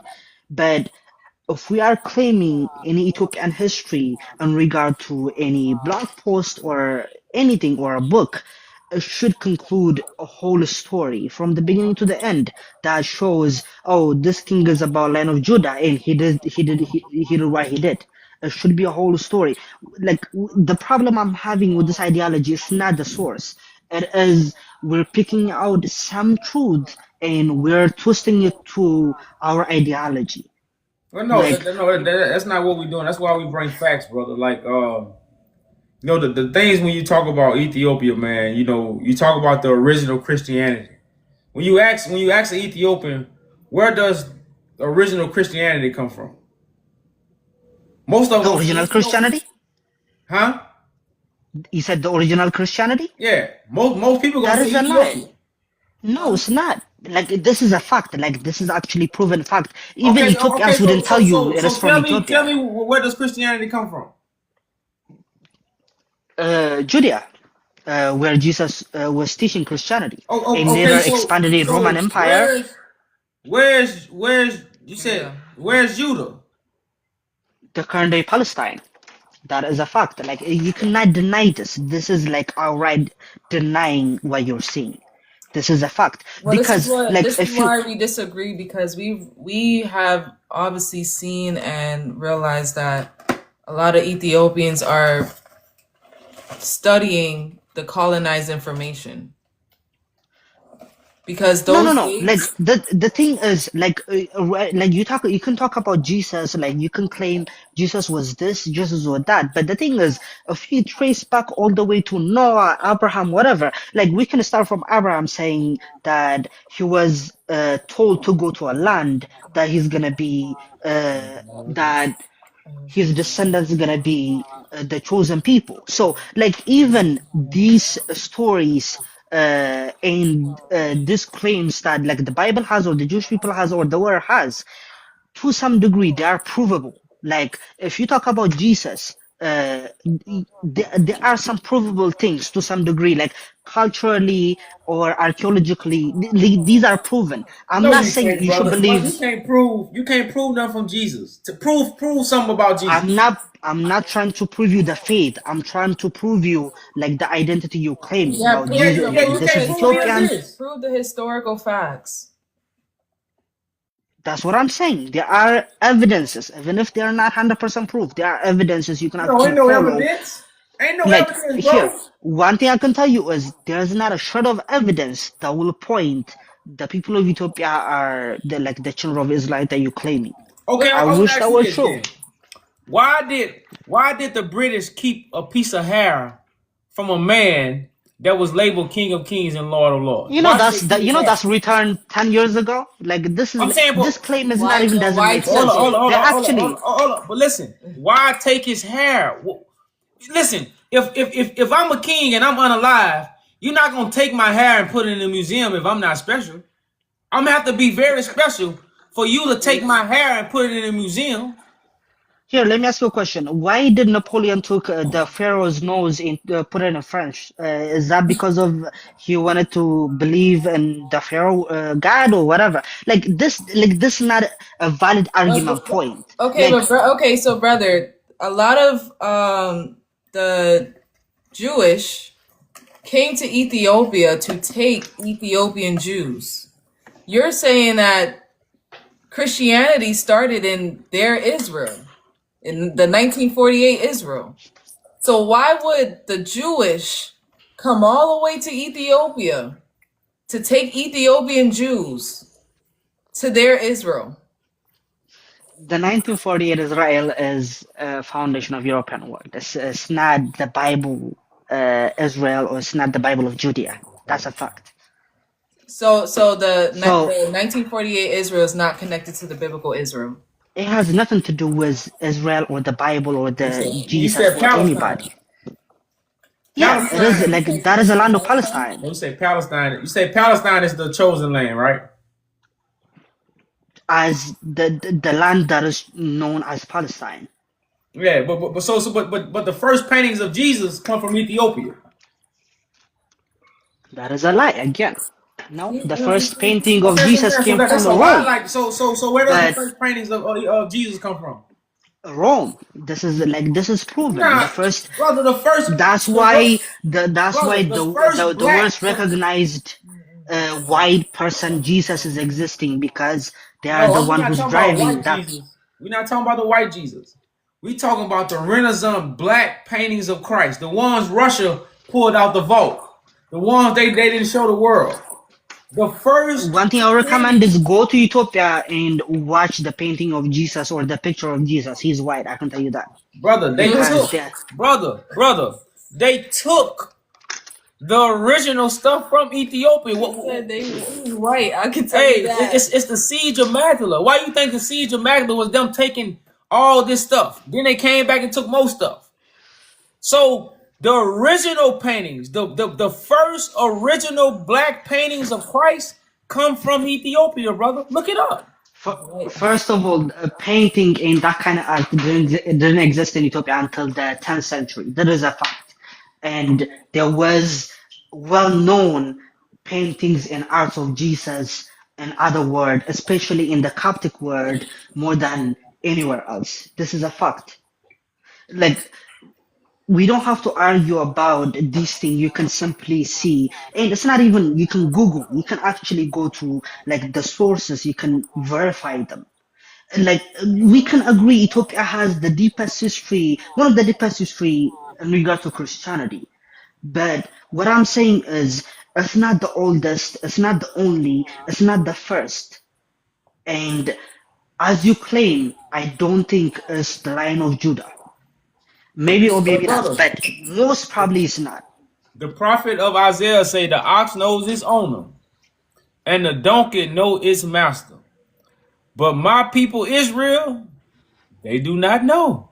So I understand, brother. I understand, man. Okay, if that is the case, I can be that agent, but maybe not. Well, like I say, I appreciate the conversation. Hey, like I say, brother, I think you got great understanding. I think the only way we just differ at it's the stuff that you wasn't told, and the stuff that you can't read is the stuff that you're gonna have to accept. And it's gonna take conversations like this for you to understand where I'm coming from. So I definitely appreciate you coming up, brother. You know, anytime we up, you're welcome to come up, man. You know, but Yeah, of course. I just think, you know, just try to research some of the stuff that, you know, that we are telling you, man, to try to, you know, fact check what we're saying, because it's true, brother. And like I said, change is coming to the world, and we are saying these things not to bring harm or bring hurt. This is gonna heal the world. This is gonna help the world. They got an old saying: once the Jews get back in their land, they gonna heal the world. This is a worldwide saying. Once the Jews, the original Jews, get back in their original land, they will heal the world. You know, and that's why we trying to tell you World War One broke off after the king passed. Now, Menelik was a king that was untouched by foreign affairs. Haile Selassie dealt a lot with foreign affairs. Menelik didn't deal with no. He was the last king that Brother was man, untouched by foreign affairs. Again, like this is overgeneralization. If you actually study like the history of Menelik, he actually dealt with a bunch of European powers, like in regard to like When foreign relation and brother, trades. Like I know, but brother, I simply, just want you. wait. Let me finish I'm this not point. saying, Simply, brother, Ethiopia was trading with many nations. I'm not saying he didn't deal with them in that way. He wasn't taught by them. He wasn't influenced by them. You okay. see what I'm saying? He wasn't. Matter of fact, when they invited Menelik to come to England, he never went. See what I'm saying? That's what I mean by like Tedros wasn't gonna sit down with England. He like when I'm saying untouched, I He would mean though, like that is the thing. Like the thing you're he missing the about last Ethiopian king, history bro. is brother man, like the thing you're missing about Ethiopian history is You still that talking about history? We you talking think about they facts. were hating about European power. Whether wrong or right, they were actually working with the European power for the longest time. Theodorus Who, was working with European power. Johannes was working European power. Menelik was working with European power. And brother? Haile Selassie actually he was the face of African foreign relation in the 20th century.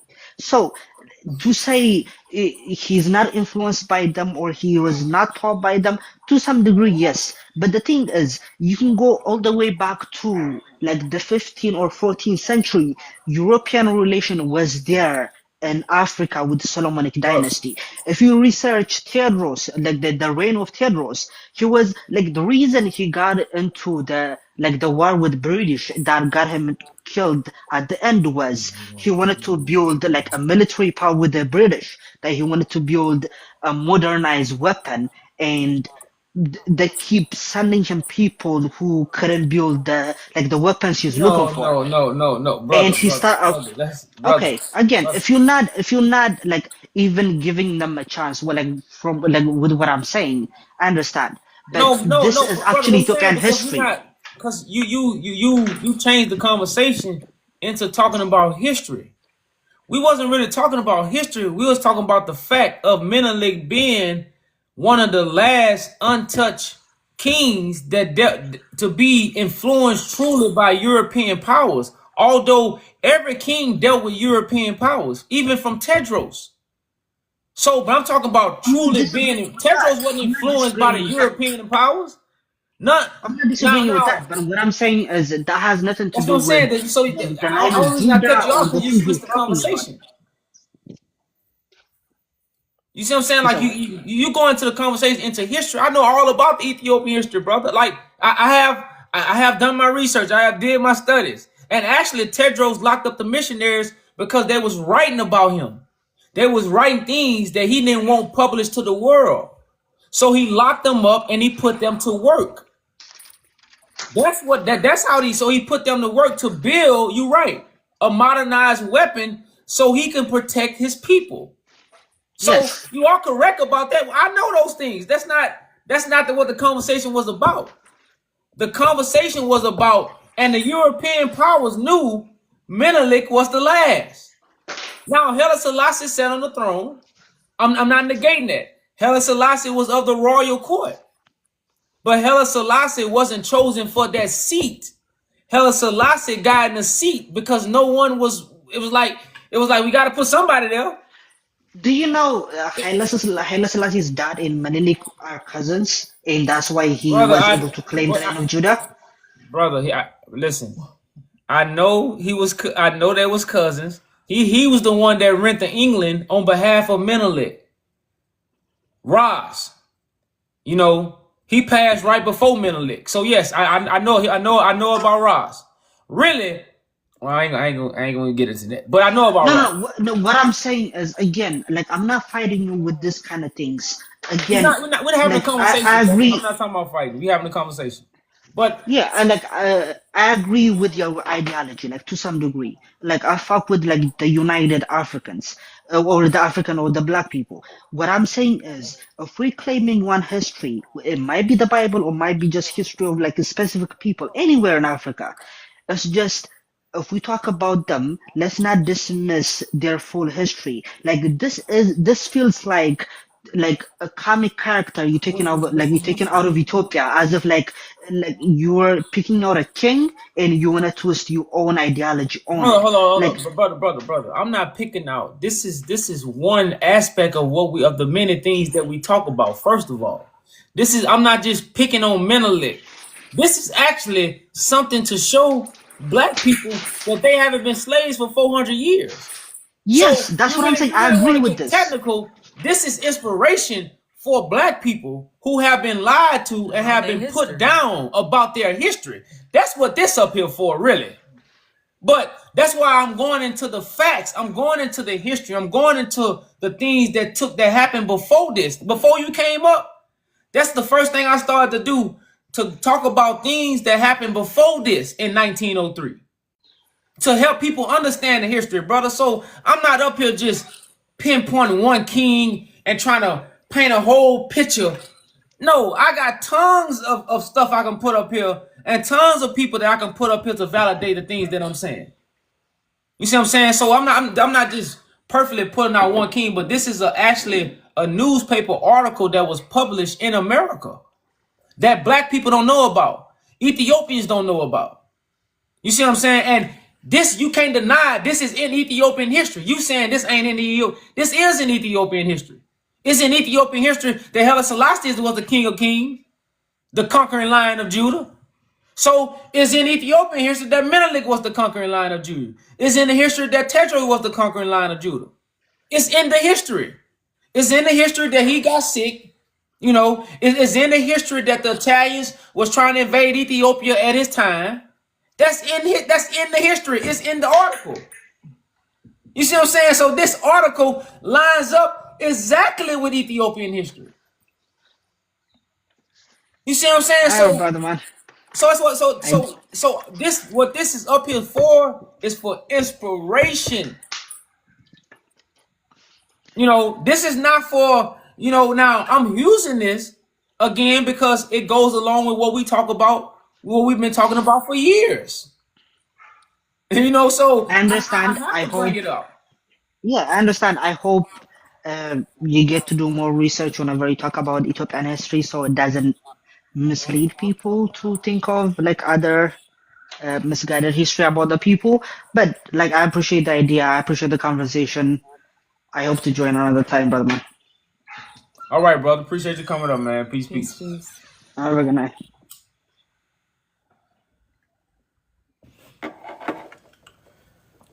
Oh boy, man, it's the facts, man, are right here, and I know because we have been deceived about where the facts gonna come from. That's another thing.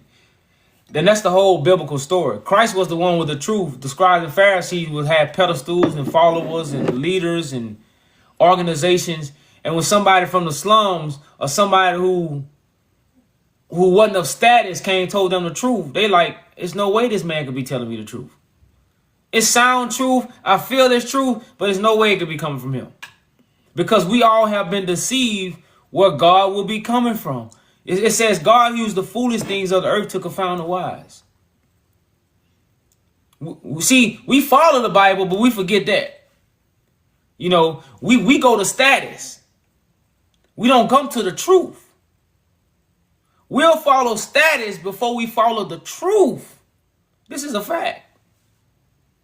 This all God prophecy about. You know, and like I say, these things, you know, with this generation, that's the whole thief in the night. You know, God was gonna come in and take something away from you when you was probably gonna be asleep.